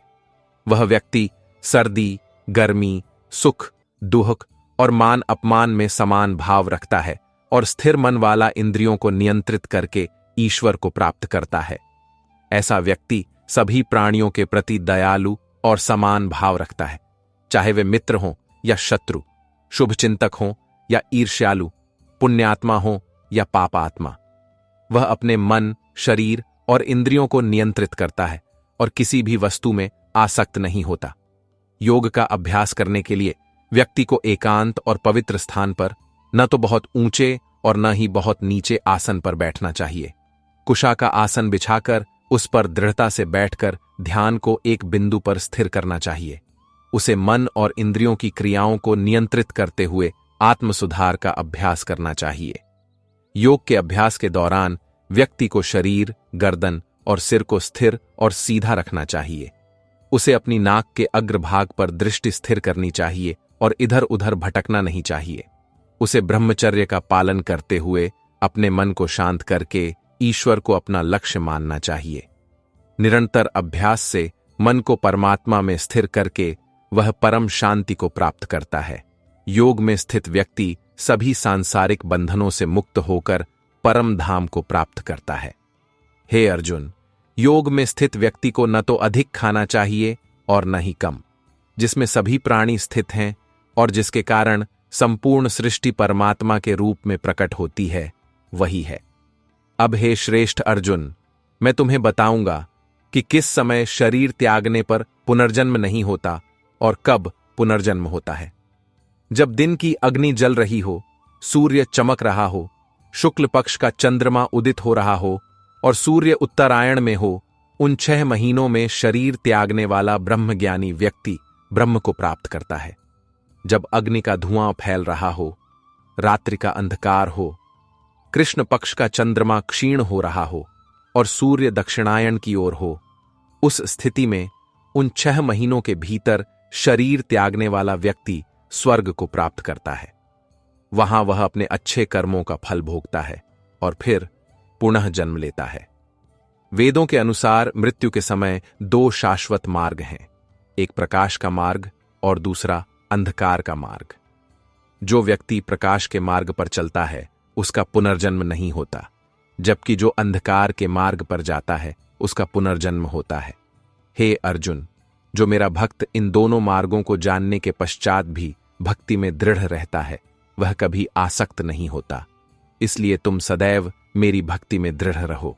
योग में स्थित व्यक्ति वेदों का अध्ययन, यज्ञ, तप और दान से प्राप्त पुण्यों का फल भोग कर अंत में सत्य का ज्ञान प्राप्त करके मेरे परम धाम को प्राप्त करता है, जो मेरा निवास स्थान है। इस प्रकार उपनिषदों, ब्रह्म विद्या और योग शास्त्र के श्री कृष्ण अर्जुन संवाद का 8वां अध्याय अक्षर ब्रह्म योग समाप्त हुआ। अब श्री कृष्ण ने कहा, हे अर्जुन, मैं तुम्हें यह परम गुप्त ज्ञान बता रहा हूं, जिसे जानकर तुम इस दुःखमय संसार से मुक्त हो सकते हो। यह ज्ञान सभी ज्ञानों में श्रेष्ठ, अत्यंत गुप्त, पवित्र और परम है। यह ज्ञान शाश्वत ईश्वर का प्रत्यक्ष अनुभव कराने वाला है। हे अर्जुन, धर्म में जिनकी श्रद्धा नहीं है वे मुझे प्राप्त नहीं कर पाते और जन्म मृत्यु के चक्र में फंसे रहते हैं। यह संपूर्ण संसार मेरे कारण ही दिखाई देता है और मैं इस संसार में एक अदृश्य शक्ति के रूप में सर्वत्र स्थित हूं। सभी प्राणी मुझ में स्थित हैं, परंतु मैं उनमें स्थित नहीं हूं। मेरी महिमा और शक्ति को देखो। सृष्टि के सभी प्राणी मुझ में स्थित होते हुए भी मैं सबका पालन करता हूं, परंतु मेरी आत्मा सबके मन में निवास नहीं करती, क्योंकि मैं ही सृष्टि का मूल कारण हूं। जैसे वायु आकाश में स्थिर रहती है, उसी प्रकार सभी प्राणी मुझ में स्थित हैं। हे अर्जुन, कल्प के अंत में सभी प्राणी मेरी प्रकृति में विलीन हो जाते हैं और अगले कल्प में मेरी इच्छा से इसी चक्र में जन्म लेते हैं। 84 लाख योनियों में जीव मेरी इच्छा से बार बार उत्पन्न और विलीन होते रहते हैं, और यह सब पूर्णतया मेरी प्रकृति के अधीन है। हे अर्जुन, यह कर्तव्य मुझे बंधन में नहीं डाल सकता, क्योंकि मैं बिना किसी फल की इच्छा के उदासीन रहता हूं। मेरी अध्यक्षता में मेरी अपराशक्ति सभी जीवों की रचना और संहार करती रहती है। इसी कारण यह संसार परिवर्तनशील है। मूर्ख मनुष्य मुझे जन्म मृत्यु से परे बंधा हुआ मानते हैं, इसलिए वे मेरी दिव्य शक्ति को नहीं समझ पाते। वे मेरे प्रेम में फंसे रहते हैं और आसुरी प्रवृत्तियों तथा आसुरी स्वभाव को बनाए रखते हैं। परंतु जो महापुरुष आसक्ति से मुक्त हैं और दैवी प्रकृति वाले हैं, वे मेरी शरण लेते हैं और मुझे सभी जीवों का कारण मानकर निस्वार्थ भाव से मेरा स्मरण करते हैं। वे दृढ़ निश्चय के साथ मेरी स्तुति गाते हैं और मेरे नाम का महिमा मंडन करते हुए मेरी भक्ति में दृढ़ रहते हैं। कुछ लोग ज्ञान के द्वारा यज्ञ करते हैं, कुछ मुझे एक ही सत्ता के रूप में पहचानते हैं और कुछ मेरे विराट रूप की पूजा करते हैं। हे अर्जुन, मैं वैदिक कर्मकांड, यज्ञ, पितरों को दिए जाने वाले अर्घ्य, औषधि, मंत्र, घी, अग्नि और हवन में दी जाने वाली आहुति हूं। मैं संपूर्ण ब्रह्मांड की देखभाल करने वाला पिता हूं, जन्म देने वाली माता हूं और सृष्टि का मूल कारण हूं। मैं ही धारण करने वाला, पवित्र करने वाला, एयुएमकार हूं और वेदों का स्वरूप हूं। मैं ही सबका परम लक्ष्य हूं, सबको भोजन देने वाला और सबको स्थिर आधार देने वाला हूं। हे अर्जुन, मैं सूर्य के रूप में जल को गर्म करके उसे भाप में परिवर्तित करके वर्षा करता हूं। मैं अमर तत्व हूं, सत्य और असत्य दोनों रूपों में मेरा अस्तित्व है। जो लोग वेदों के अनुसार यज्ञ करके मेरी पूजा करते हैं, वे अपने पापों से मुक्त होकर स्वर्ग जाते हैं और वहां देवताओं के सुखों का अनुभव करते हैं। परंतु जब उनके पुण्य कर्मों का फल समाप्त हो जाता है, तो वे पुनः जन्म लेते हैं। जो मनुष्य निस्वार्थ भाव से केवल मुझे ही लक्ष्य मानकर मेरी पूजा करते हैं, उनकी सभी आवश्यकताओं और सुरक्षा का भार मैं स्वयं उठाता हूं। जो भक्तिपूर्वक अन्य देवताओं की पूजा करते हैं, वे वास्तव में मेरी ही पूजा करते हैं, परंतु उनकी पूजा अज्ञान पर आधारित होती है, क्योंकि वे मेरे वास्तविक स्वरूप को नहीं पहचानते। वे कर्मों और इच्छाओं के आधार पर पुनः जन्म लेने को विवश होते हैं। जो पुरुष मेरी पूजा करते हैं वे मुझे प्राप्त करते हैं, चाहे वे एक पत्ता, एक फूल, एक फल या थोड़ा सा जल ही भक्तिभाव से अर्पित करें, मैं उनकी भक्ति को स्वीकार करता हूं। हे अर्जुन, तुम जो भी कर्म करते हो, चाहे वह भोजन करना हो, यज्ञ करना हो, दान करना हो या तपस्या करना हो, उसे मुझे समर्पित करके करो। इस प्रकार तुम अपने सभी कर्मों के फलों से मुक्त होकर परमात्मा में स्थित होकर मुझे प्राप्त करोगे। मैं सभी प्राणियों में समान रूप से स्थित हूं, न तो मैं किसी से घृणा करता हूं और न ही कोई मुझे प्रिय है। परंतु जो व्यक्ति मेरी शुद्ध भक्ति करता है वह मुझ में स्थित रहता है और मैं भी उसमें स्थित रहता हूं। यदि कोई अत्यंत पापी व्यक्ति भी निरंतर मेरी पूजा करता है तो मैं उसे भी संत मानता हूं, क्योंकि वह मेरी भक्ति में पूर्णतया स्थित है। वह शीघ्र ही पवित्र होकर शाश्वत शांति को प्राप्त करता है। इसलिए तुम विश्वासपूर्वक घोषणा करो कि मेरे भक्त का कभी नाश नहीं होता। हे अर्जुन, चाहे स्त्री हो, वैश्य हो, शूद्र हो, कोई भी जो मेरी शरण में आता है वह मेरे परम धाम को प्राप्त करता है। तो फिर पुण्यात्मा ब्राह्मणों, भक्तों और राजाओं का क्या कहना। इसीलिए इस जीवन में मेरा स्मरण करते रहो और मेरे भक्त बनकर मेरी पूजा करो। जब तुम अपना मन मुझ पर स्थिर करोगे तो तुम निश्चित रूप से मुझे प्राप्त कर लोगे। इस प्रकार श्रीमद् भगवत गीता में कृष्ण अर्जुन संवाद में राजविद्या राजगुह्य योग नामक 9वां अध्याय समाप्त होता है। अब भगवान ने कहा, हे अर्जुन, अब मैं तुम्हें अपने अद्भुत ऐश्वर्यशाली रूपों का विस्तृत वर्णन करता हूं। मेरे प्रभाव को न तो देवता और न ही महर्षि समझ सकते हैं, क्योंकि मैं ही देवताओं और राशियों का उद्गम स्थल हूं। जो व्यक्ति मुझे जन्म मृत्यु से परे, निराकार और सभी लोगों के ईश्वर रूप में जानता है वह सभी पापों से मुक्त हो जाता है। भगवान ने आगे कहा, हे अर्जुन, मैं ही बुद्धि, ज्ञान, क्षमा, संतोष, तपस्या, दान, कीर्ति, अपकीर्ति, इंद्रिय निग्रह, सुख, भय, निर्भयता, अहिंसा, समता और संतुलन का कारण हूं। मैं 7 महान ऋषियों और उन सब की शक्तियों के संदेहों का स्रोत हूं। मैं सृष्टि का मूल कारण हूं और संपूर्ण सृष्टि का नियंत्रक हूं। विद्वान लोग भक्तिपूर्वक मेरा स्मरण करते हैं और मेरी स्तुति करते हैं। जो अपने हृदय को मुझे समर्पित करते हैं वे निरंतर मेरे ध्यान में रहते हैं। मैं उन्हें विशेष कृपा प्रदान करता हूं। उनके अज्ञान के अंधकार को मैं ज्ञान के दीपक से दूर कर देता हूं। अर्जुन ने कहा, हे कृष्ण, आप ईश्वर हैं, आप परब्रह्म हैं, आप सर्वव्यापी हैं, आप सभी देवताओं के देव हैं। आपने जो भी रूप बताए हैं मैं उन सबको परम सत्य मानता हूं। कृपया आप अपनी अलौकिक शक्तियों और रूपों का विस्तार से वर्णन करें, मैं इनका अनुभव करना चाहता हूं। भगवान ने कहा, हे अर्जुन, अब मैं तुम्हें अपने मुख्य अलौकिक रूपों से परिचित कराऊंगा जो इन सभी लोकों में व्याप्त हैं। मेरे ऐश्वर्य का कोई अंत नहीं है। हे अर्जुन, मैं सभी प्राणियों के हृदय में आत्मा हूं और मैं ही उनके जीवन और मृत्यु का कारण हूं।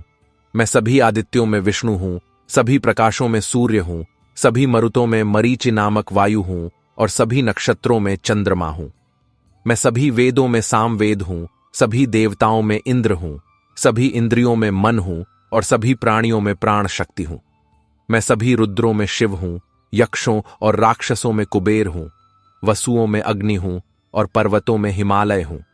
हे पार्थ, मैं सभी पुरोहितों का रक्षक बृहस्पति हूं, सेनानायकों में कार्तिकेय हूं, जलाशयों में समुद्र हूं और महर्षियों में कपिल मुनि हूं। मैं घुड्ढों में उच्चैःश्रवा, गायों में सुरभि, नागों में वासुकी और सर्पों में शेषनाग हूं। जलीय जीवों में वरुण, पितरों में अर्यमा और भक्तों में प्रहलाद हूं।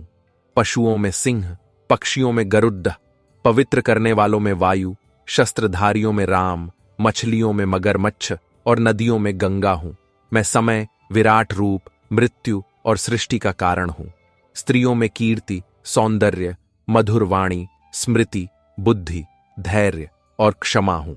सामवेद के गायन में बृहत साम, छंदों में गायत्री, महीनों में मार्गशीर्ष और रथुओं में वसंत हूं। मैं जुआ हूं, तेजस्वियों का तेज, विजेताओं की विजय और सत्य बोलने वालों का सत्य हूं। वृष्णिवंश में वासुदेव, पांडवों में अर्जुन, ऋषियों में वेदव्यास और कवियों में शुक्राचार्य हूं। मैं दमन करने वालों का दंड, विजय चाहने वालों की नीति, रहस्य रखने वालों का मौन और ज्ञानियों का ज्ञान हूं। हे अर्जुन, मैं वह बीज हूं जिससे सभी प्राणी उत्पन्न होते हैं और संसार का कोई भी प्राणी मेरे बिना जीवित नहीं रह सकता। मैंने संक्षेप में अपने ऐश्वर्य का वर्णन किया है। ऐश्वर्य, सौंदर्य और संपदा की कोई सीमा नहीं है। मैंने अपने केवल एक अंश से संपूर्ण ब्रह्मांड को धारण किया हुआ है और मैं सर्वत्र विद्यमान हूं। अब श्रीमद् भगवद गीता के विभूति योग का समापन होता है। इसके पश्चात भगवान ने अर्जुन को अपना विराट रूप दिखाया। अर्जुन ने भगवान श्री कृष्ण के विश्व रूप के दर्शन किए और भगवान ने उन्हें अलौकिक दिव्य दृष्टि प्रदान की। इस रूप में अर्जुन ने अनगिनत देवताओं, ऋषियों और अद्भुत दिव्य प्राणियों के रूपों को देखा। भगवान श्री कृष्ण को सर्वव्यापी ईश्वर के रूप में देखा, जिनका प्रकाश अत्यधिक तेज से भरा हुआ था। अर्जुन ने भगवान के शरीर में ब्रह्मांड की सभी वस्तुओं को एक ही स्थान पर देखा। उनका स्वरूप अत्यंत अद्भुत और दिव्य था। यह देखकर अर्जुन प्रसन्न और रोमांचित हो गए। उन्होंने भगवान श्री कृष्ण को प्रणाम किया और हाथ जोड़कर प्रार्थना की। अर्जुन ने कहा, हे भगवान, मैं आपके शरीर में सभी देवताओं और विशेष प्राणियों को देख रहा हूं। मैं ब्रह्मा, शिव और सभी आर्षियों तथा दिव्य नागों को भी देख रहा हूं। आपके शरीर में अनगिनत हाथ, पेट, मुख और नेत्र हैं। मैं आपका अंत, मध्य और आरंभ नहीं देख पा रहा हूं। आप मुकुट धारण किए हुए, गदा और चक्र धारण किए हुए अपार तेज से प्रकाशित हो रहे हैं। आपका रूप अग्नि के समान जल रहा है और सूर्य के समान चकाचौंध कर रहा है। हे भगवान, आप ही जानने योग्य परब्रह्म हैं। आप इस ब्रह्मांड के परम आधार हैं और आप अविनाशी सनातन धर्म के रक्षक हैं। आप अनादि, अनंत और मध्य रहित हैं। आपकी महिमा अनंत है और आपकी भुजाएं असंख्य हैं। चंद्रमा और सूर्य आपके नेत्र हैं। आपके मुख से जलती हुई अग्नि के तेज से यह संसार जल रहा है। हे महापुरुष, आप आकाश से पृथ्वी तक फैले हुए हैं और आपके इस भयंकर रूप को देखकर तीनों लोक भयभीत हो रहे हैं। सभी देवता आप में प्रवेश कर रहे हैं।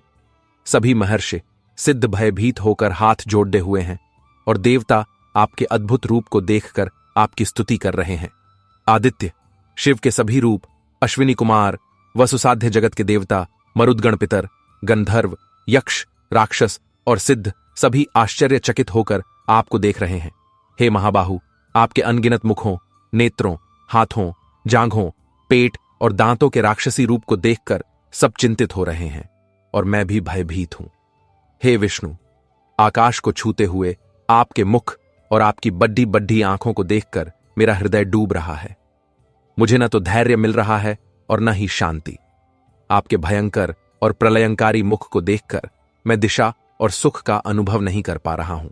आपके इस भयंकर रूप में भीष्म पितामह, द्रोणाचार्य, कर्ण और हमारे पक्ष के बद्धे बड्ढे योद्धा आपके दांतों के बीच फंसकर चूर चूर हो रहे हैं, जैसे जलती हुई अग्नि में प्रवेश कर रहे हों। हे विश्वरूप भगवान, आप अपने जलते हुए मुखों से सभी योद्धाओं को निगल रहे हैं और आपका तेज संसार के कोने कोने में फैलकर उसे झुलसा रहा है। हे देवों के देव, कृपया बताएं कि आप कौन हैं। मैं आपके इस रूप का संपूर्ण ज्ञान प्राप्त करना चाहता हूं। भगवान श्री कृष्ण ने कहा, हे अर्जुन, मैं महाकाल हूं और इस समय मैं इस संसार के सभी प्राणियों का संहार करने में लगा हुआ हूं। जो भी योद्धा विपक्ष में हैं, वे युद्ध न भी करें तो भी नष्ट हो जाएंगे। तुम केवल एक साधन हो और ये सभी योद्धा पहले ही मारे जा चुके हैं। तुम्हें बिना भय के युद्ध में प्रवृत्त होना चाहिए, क्योंकि तुम निश्चित रूप से विजयी होगे। संजय ने कहा। भगवान के इन वचनों को सुनकर अर्जुन ने बार बार उन्हें प्रणाम किया। कांपते हुए भगवान श्री कृष्ण से कहा, हे भगवान, आपके नाम का कीर्तन संपूर्ण संसार में सुख फैलाता है। आसुरी प्रवृत्तियों वाले प्राणी आपसे भयभीत होकर इधर उधर भाग रहे हैं और सभी सिद्ध पुरुष आपको प्रणाम कर रहे हैं। हे महात्मा, आपके समक्ष कौन नतमस्तक नहीं होगा। आप ही ब्रह्मा के रचयिता हैं। आप अनंत हैं और आप सभी कारणों के कारण हैं। आप सनातन पुरुष हैं, इस ब्रह्मांड के परम आश्रय हैं और आप परम तत्व हैं। आप वायु, यम, अग्नि, वरुण, चंद्रमा और ब्रह्मा के पिता हैं। मैं आपको बार बार प्रणाम करता हूं, क्योंकि आप ही सब कुछ हैं। आपकी अनंत शक्ति के स्वामी, आपसे ही संपूर्ण संसार व्याप्त है। इसलिए मैं आपको एक सच्चे मित्र के रूप में हंसी मजाक में, आराम करते समय, सोते समय, बैठते समय या भोजन करते समय, कभी अकेले या मित्रों के साथ जो कुछ भी कहा है, उन सभी अपराधों के लिए क्षमा मांगता हूं। आप इस चर और अचर ब्रह्मांड के रचयिता हैं और संसार में पूजनीय गुरु हैं। हे अनंत शक्ति के स्वामी, तीनों लोकों में आपके समान कोई नहीं है, न ही आपसे श्रेष्ठ कोई है। इसलिए मैं सभी जीवों के पूजनीय ईश्वर के चरणों में गिरकर प्रणाम करता हूं और आपसे आशीर्वाद मांगता हूं। हे मेरे भगवन, जैसे पिता अपने पुत्र की, मित्र अपने मित्र की और प्रेमी अपनी प्रेमिका की गलतियों को सहन करता है, वैसे ही आप भी मेरी गलतियों को सहन करें। आपके इस अद्भुत रूप को देखकर मुझे प्रसन्नता हो रही है, साथ ही मेरे मन में भय भी उत्पन्न हो रहा है। इसलिए कृपया मुझ पर कृपा करके अपना चतुर्भुज रूप दिखाए। हे भगवन, मैं आपके मुकुट, शंख, चक्र, गदा और पद्म धारण किए हुए रूप को देखना चाहता हूं। क्या आप कृपया अपने चतुर्भुज रूप में प्रकट हो सकते हैं? श्री भगवान ने कहा, अर्जुन, मैंने तुम्हें अपनी दिव्य शक्ति से यह विराट रूप दिखाया है। इस तेजस्वी और अनंत रूप को तुमसे पहले किसी ने नहीं देखा है। यह रूप न तो यज्ञों से, न वेदों के अध्ययन से, न दान से, न पुण्य कर्मों से और न ही तपस्या से देखा जा सकता है। केवल तुमने ही इसे देखा है। अब तुम इस रूप को देखकर विचलित या व्याकुल मत हो, बल्कि प्रसन्न होकर मेरा चतुर्भुज रूप देखो। अर्जुन ने भगवान का चतुर्भुज रूप देखा। प्रकृति और पुरुष का रहस्य, न तो परब्रह्म स्वयं कोई कर्म करता है और न ही कोई कर्म करवाता है। वह ईश्वर सर्वव्यापी है, जिसके असंख्य हाथ, पैर, नेत्र, सिर, मुख और कान हैं। वह सभी दिशाओं में सुनता और देखता है, दृष्टा है और संपूर्ण सृष्टि में व्याप्त होते हुए भी सबसे अलग रहता है। यद्यपि वह सभी इंद्रियों का मूल है, तथापि वह इंद्रियों से परे है। वह सभी जीवों का पालन पोषण करता है, परंतु किसी से भी आसक्त नहीं होता। वही दिव्य प्रकृति सत्व, रज और तम तीनों गुणों से युक्त होकर सभी चर और अचर जीवों के भीतर और बाहर स्थित है। वह अत्यंत सूक्ष्म है, क्योंकि उसे इंद्रियों द्वारा अनुभव नहीं किया जा सकता। फिर भी बहुत निकट होते हुए भी वह दूर प्रतीत होता है। ईश्वर सभी जीवों में विभिन्न रूपों में प्रकट होता है। वास्तव में वह एक ही है। वही ब्रह्म के रूप में ब्रह्मांड की रचना करता है, विष्णु के रूप में पालन करता है और रुद्र के रूप में संहार करता है। वह संपूर्ण प्रकाशमान वस्तुओं का मूल स्रोत है, परंतु आत्मा अंधकार से परे है। वह ज्ञान का मूर्त रूप है, आत्मा द्वारा प्राप्त करने योग्य परम लक्ष्य है और प्रत्येक के हृदय में विशेष रूप से स्थित रहता है। शरीर, आत्मा और ईश्वर से संबंधित यह शरीर कर्म का क्षेत्र है। आत्मा ज्ञान का मूर्त रूप है और ईश्वर जानने योग्य है। मेरे भक्त इस रहस्य को जानकर मेरे वास्तविक स्वरूप को जानते हैं। इस संसार में जो कुछ भी उत्पन्न होता है वह प्रकृति और पुरुष के संयोग से ही उत्पन्न होता है। हे अर्जुन, प्रकृति को शाश्वत मानो और पुरुष अर्थात ईश्वर को भी शाश्वत जानो। क्रोध और घृणा जैसे विकार प्रकृति के गुणों से उत्पन्न होते हैं। कार्य होने का कारण भौतिक प्रकृति कहलाती है। वहां सुख का अनुभव करने वाली आत्मा को भोक्ता कहा जाता है। जब आत्मा प्रकृति में स्थित होती है तो वह प्रकृति के 3 गुणों से प्रभावित होकर विभिन्न योनियों में जन्म लेती है। ईश्वर ही सभी शरीरों का पालन पोषण करने वाला, भौतिक प्रकृति का भोक्ता, साक्षी और समस्त कार्यों की अनुमति देने वाला है। शरीर में उपस्थित होते हुए भी वह उससे पृथक रहता है। जो मनुष्य इस सत्य को जान लेता है वह जन्म मृत्यु के चक्र से मुक्त हो जाता है। कुछ साधक योग द्वारा ध्यान करते हैं, कुछ वैदिक कर्मकांडों के अभ्यास से और कुछ निष्काम कर्मयोग का अभ्यास करके परमात्मा को प्राप्त करते हैं। कुछ अन्य भक्त महात्माओं से ईश्वर के विषय में सुनकर उसकी उपासना करने लगते हैं और मृत्यु के सागर को पार कर जाते हैं। अमर आत्मा और परम धाम की प्राप्ति। इस संसार में जो भी चर और अचर प्राणी जन्म लेते हैं वे क्षेत्र अर्थात भौतिक शरीर और क्षेत्रज्ञ अर्थात चेतन आत्मा के संयोग से जन्म लेते हैं। जो मनुष्य सभी नाशवान शरीरों में अविनाशी आत्मा और परमात्मा को एक समान देखता है वही सत्य को यथार्थ रूप में जानता है। जो व्यक्ति सब में एक ही ईश्वर को देखता है वह आत्म साक्षात्कार से स्वयं नष्ट नहीं होता और अंत में मेरे परम धाम को प्राप्त करता है। जो बुद्धिमान पुरुष सभी कार्यों को प्रकृति द्वारा संपन्न होते हुए समझता है और आत्मा को अक्रिय मानता है वही सच्चा ज्ञान प्राप्त करता है। जब वह सभी प्राणियों के विभिन्न रूपों में एक ही ईश्वर को देखता है और समझता है कि वही सभी जीवों के विस्तार का कारण है, तब वह ईश्वर को प्राप्त करता है। हे अर्जुन, आत्मा अविनाशी है और प्रकृति अनादि है। शरीर में गुणों से परे होने के कारण स्थित होते हुए भी वह न तो कुछ करती है और न ही कर्मों में लिप्त होती है। जैसे विस्तृत आकाश अपनी सूक्ष्मता के कारण किसी भी वस्तु से प्रभावित नहीं होता, उसी प्रकार शरीर में स्थित आत्मा भी शरीर की क्रियाओं से अलग रहती है। जैसे एक सूर्य संपूर्ण ब्रह्मांड को प्रकाशित करता है, उसी प्रकार आत्मा भी अपनी चेतना से संपूर्ण शरीर को प्रकाशित करती है। जो व्यक्ति इस प्रकार शरीर और आत्मा के रहस्य को ज्ञान द्वारा देखता है, वह प्रकृति के बंधनों से मुक्त होने का मार्ग जानकर अंत में मेरे परम धाम को प्राप्त करता है। इस प्रकार श्रीमद् भगवत गीता का 13वां अध्याय क्षेत्र क्षेत्रज्ञ विभाग योग समाप्त होता है। श्री भगवान ने कहा, हे अर्जुन, मैं तुम्हें इस संसार का सर्वश्रेष्ठ ज्ञान पुनः बताऊंगा, जिसे जानकर सभी संत और आर्षि जन्म मृत्यु के बंधन से मुक्त होकर परम सिद्धि को प्राप्त हुए हैं। इस ज्ञान का ज्ञाता मनुष्य मेरे समान दिव्य प्रकृति को प्राप्त करता है। वह न तो सृष्टि के आरंभ में पुनः जन्म लेता है और न ही प्रलय के समय व्याकुल होता है। मेरी यह अष्टधा प्रकृति, मूल प्रकृति, पृथ्वी, जल, अग्नि, वायु, आकाश, मन, बुद्धि और अहंकार ही सब वस्तुओं की माता है। मैं ब्रह्म के रूप में चेतन आत्मा का बीज स्थापित करता हूं।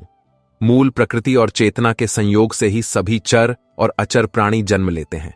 प्रकृति के 3 गुण, हे अर्जुन, भौतिक प्रकृति से 3 गुण सत्व, रज और तम उत्पन्न होते हैं और अविनाशी आत्मा को शरीर से बांधते हैं। सत्व गुण सबसे शुद्ध गुण है जो आत्मा को प्रकाशित करता है और हमें ज्ञान तथा सुख से बांधता है। रजोगुण इच्छा और लोभ से उत्पन्न होता है, जिसके कारण जीव स्काम कर्मों में उलझा रहता है। तमोगुण अज्ञान से उत्पन्न होता है, जिसके कारण आलस्य, प्रमाद और निद्रा बढ़ाती है। सत्वगुण मनुष्य को सुख देता है, रजोगुण कर्म में और तमोगुण अज्ञान तथा प्रमाद में बांधता है। जब रजोगुण और तमोगुण घटते हैं तो सत्वगुण बढ़ाता है। इसी प्रकार जब सत्वगुण और रजोगुण घटते हैं तो तमोगुण बढ़ाता है, और जब तमोगुण और सत्वगुण घटते हैं तो रजोगुण बढ़ाता है। सत्वगुण की वृद्धि होने पर मनुष्य में ज्ञान और पवित्रता आती है। तमोगुण बढ़ने पर अज्ञान, मोह, आलस्य और गलत कार्य करने की प्रवृत्ति प्रबल हो जाती है। मृत्यु के समय गुणों का प्रभाव जब सत्वगुण वाली आत्मा मरती है तो वह स्वर्ग लोकों में जन्म लेती है। रजोगुण में प्रधानता होने पर मृत्यु के पश्चात वह पुनः कर्म प्रधान मानव योनि में जन्म लेती है। तमोगुण प्रधान होने पर मृत्यु के उपरांत वह पशु, पक्षी या अन्य निम्न योनियों में जन्म लेती है। सत्वगुण में किए गए कर्मों का फल सुखद होता है, रजोगुण में किए गए कर्मों का फल दुखद होता है, जबकि तमोगुण में किए गए कर्मों का फल अज्ञान और आसक्ति होता है। सत्वगुण से सच्चा ज्ञान उत्पन्न होता है, रजोगुण से लोभ बढ़ता है और तमोगुण से प्रमाद, आलस्य और अज्ञान फैलता है। जब गुणों से परे स्थित मनुष्य प्रकृति के 3 गुणों से पृथक किसी अन्य को कर्ता नहीं मानता और स्वयं को केवल साक्षी के रूप में देखता है, तब वह इन गुणों से परे हो जाता है। ऐसा व्यक्ति जन्म, मृत्यु, वृद्धावस्था और दुख से मुक्त होकर इसी जीवन में अमृत रूपी आनंद का अनुभव करता है। अर्जुन का प्रश्न और श्री कृष्ण का उत्तर। अर्जुन ने पूछा, हे भगवान, जो मनुष्य 3 गुणों से परे हो जाता है उसके आचरण किन लक्षणों से पहचाने जाते हैं? वह कैसा होता है और इन गुणों को कैसे पार करता है? श्री भगवान ने कहा, जो मनुष्य सत्व, रज और तम गुणों की वृद्धि या ह्रास पर समान रहता है, न तो उनसे घृणा करता है और न ही उनमें लिप्त होता है, वही गुणों से परे कहलाता है। ऐसा व्यक्ति सुख, मान और अपमान में संभाव रखता है, मिट्टी, पत्थर और सोने को समान मानता है, प्रशंसा और निंदा में समान रहता है, मित्र और शत्रु के प्रति समान व्यवहार करता है और सभी कर्म करते हुए भी स्वयं को कर्ता नहीं मानता। जो मनुष्य अनन्य भक्ति से मेरी भक्ति में दृढ़ रहता है, वह शीघ्र ही तीनों गुणों को पार करके ब्रह्म पद को प्राप्त करता है। वह परम पद, मैं ही शाश्वत धर्म का अमर स्वरूप हूं और परमानंद स्वरूप एकमात्र आश्रय हूं। इस प्रकार श्रीमद् भगवद गीता के श्री कृष्ण अर्जुन संवाद में गुणत्रय विभाग योग नामक 14वां अध्याय पूर्ण होता है। श्री कृष्ण का अवतार संतों और पुरुषों को पाप से बचाने, कर्म करने वालों का विनाश करने और धर्म की रक्षा के लिए होता है। जब संसार में पाप बढ़ाने लगता है और लोग गलत कार्य करने लगते हैं, तब भगवान का अवतार आवश्यक हो जाता है। धर्म की रक्षा, पापियों का विनाश और संतों का उद्धार भगवान के अवतार के लक्षण और उद्देश्य हैं। भगवान कृष्ण बताते हैं कि उनके जन्म और कर्म दिव्य तथा अलौकिक हैं और जो इस तत्व को जानता है वह जन्म मृत्यु के बंधनों से मुक्त हो जाता है। इस प्रकार भक्तगण ईश्वर का स्वरूप प्राप्त करके जन्म मृत्यु से मुक्ति पा जाते हैं। श्री कृष्ण यह भी कहते हैं कि भक्त जितनी अधिक उनकी उपासना करता है, भगवान उतनी ही अधिक उनकी उपासना करते हैं। इस भजन का अर्थ केवल पूजा या प्रार्थना ही नहीं है, बल्कि इसका अर्थ भगवान की शिक्षाओं का पालन करना है। श्री कृष्ण ने कहा कि इस संसार में जो लोग अपने कर्मों के फल की इच्छा से देवताओं की पूजा करते हैं, उन्हें शीघ्र फल मिलता है। श्री कृष्ण स्पष्ट करते हैं कि ब्राह्मण, क्षत्रिय, वैश्य और शूद्र ये 4 वर्ण गुण और कर्म के आधार पर बनाए गए हैं, न कि केवल जन्म के आधार पर। यदि कोई अच्छे घर में जन्म भी ले परंतु बुरे कर्म करे तो उसे अच्छा नहीं कहा जा सकता। भगवान ने यह स्पष्ट कर दिया है कि उनके कर्मों के फलों में कोई व्यक्तिगत इच्छा नहीं होती, इसीलिए वे कर्म में लिप्त नहीं माने जाते। श्री कृष्ण आगे समझाते हैं कि पूर्वजों द्वारा किए गए कर्मों का अनुसरण करके अर्जुन को भी वही कर्म करके मोक्ष प्राप्त करना चाहिए। श्री कृष्ण कर्म, अकर्म और विकर्म के वास्तविक स्वरूप को समझाते हुए कहते हैं कि जो मनुष्य कर्म में अकर्म और अकर्म में कर्म देखता है, वही बुद्धिमान है और योगी के समान है। जो कर्म करते हैं परंतु फल की इच्छा नहीं रखते, वे कर्म के बंधन से मुक्त हो जाते हैं। भगवान कृष्ण कहते हैं कि जो व्यक्ति बिना किसी इच्छा के कर्म करता है और जिसके कर्म ज्ञान की अग्नि से नष्ट हो जाते हैं, वे पापों से मुक्त होकर ईश्वर का स्वरूप प्राप्त कर लेते हैं। जो व्यक्ति शास्त्रों का अनुयायी होकर अपने धर्म के अनुसार अपना कर्तव्य निभाता है, उसे कर्मयोगी कहा जाता है। श्री कृष्ण स्पष्ट करते हैं कि कर्मयोगी वह है जिसके मन में किसी के प्रति घृणा या ईर्ष्या नहीं होती, जो सभी परिस्थितियों में संतुष्ट रहता है और जो सुख पराजय को समान दृष्टि से देखता है। ऐसी स्थिति में कर्म करते हुए भी वह संसार के बंधनों से मुक्त हो जाता है। वही वास्तविक कर्मयोगी है जिसकी आसक्ति पूर्णतया समाप्त हो गई है, जो अपने शरीर पर अभिमान नहीं करता और पूर्णतया प्रेम से मुक्त हो गया है। जिस व्यक्ति का मन निरंतर ईश्वर के ज्ञान में डूबा रहता है, वह अपने कर्तव्यों को यज्ञ की भांति निभाता है और इसके माध्यम से मोक्ष प्राप्त कर सकता है। जो व्यक्ति अपने सभी कर्मों को परमात्मा को समर्पित कर देता है, अपने प्रत्येक कर्म में ईश्वर को देखता है और उसी की पूजा करता है, केवल वही मोक्ष के लिए कर्म करने वाला कर्मयोगी का अधिकारी होता है।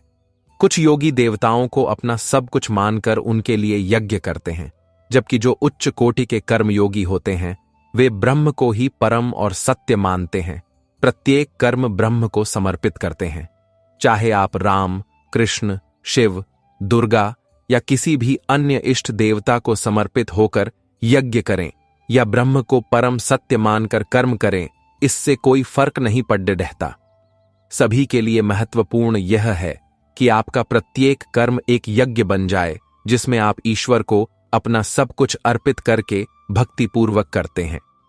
कर्मयोगी वह है जो अपनी इंद्रियों को नियंत्रित करके इच्छाओं को आत्मसंयम की अग्नि में भस्म कर देता है, जबकि जो कर्मयोगी नहीं है वे अपनी इंद्रियों को नियंत्रित न करके अपनी इच्छाओं के दास बनकर उनके पीछे भागते रहते हैं।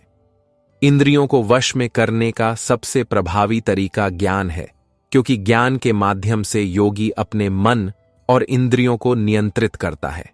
जब भी बुरे विचार आते हैं, ज्ञान उन्हें दूर करके बताता है कि जीवन का लक्ष्य इससे भिन्न है।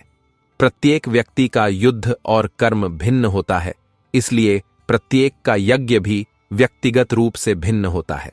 श्री कृष्ण कहते हैं कि कुछ लोग धन से यज्ञ करते हैं, कुछ तपस्वी यज्ञ करते हैं, कुछ योगी ध्यान और साधना के माध्यम से यज्ञ करते हैं, और कुछ लोग अहिंसा, तीव्र उपवास और स्वाध्याय के रूप में ज्ञान का यज्ञ करते हैं।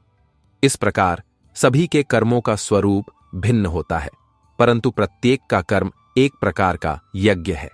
अब श्री कृष्ण प्राणायाम से संबंधित एक और आयाम पर बात करते हैं। वे कहते हैं कि कुछ योगी प्राण वायु को अपान वायु में और अपान वायु को प्राण वायु में हवन करते हैं। इसके अतिरिक्त कुछ योगी प्राणायाम में लगे रहकर अपने प्राण और अपान वायु की गति को नियंत्रित करके उन्हें एक स्थान पर लाते हैं। इन सभी साधकों का उद्देश्य यज्ञ के माध्यम से पापों का नाश करके मोक्ष प्राप्त करने का ज्ञान अर्जित करना है। प्राण का अर्थ है श्वास को अंदर लेना और अपान का अर्थ है श्वास को बाहर छोड़ना। श्री कृष्ण बताते हैं कि प्रत्येक योगी की प्रगति की अपनी अनूठी स्थिति होती है।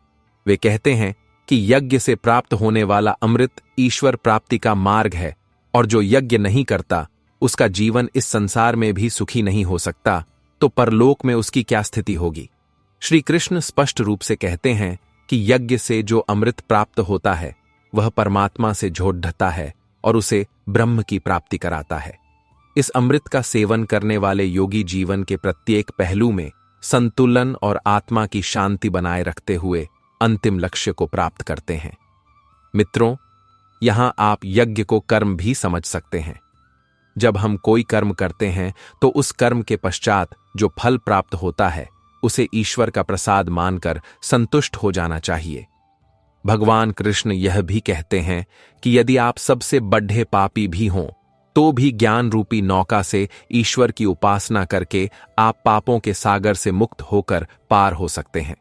जैसे प्रज्वलित अग्नि ईंधन को भस्म कर देती है, उसी प्रकार ज्ञान रूपी अग्नि सभी कर्मों को नष्ट कर देती है और मनुष्य ईश्वर को प्राप्त कर लेता है।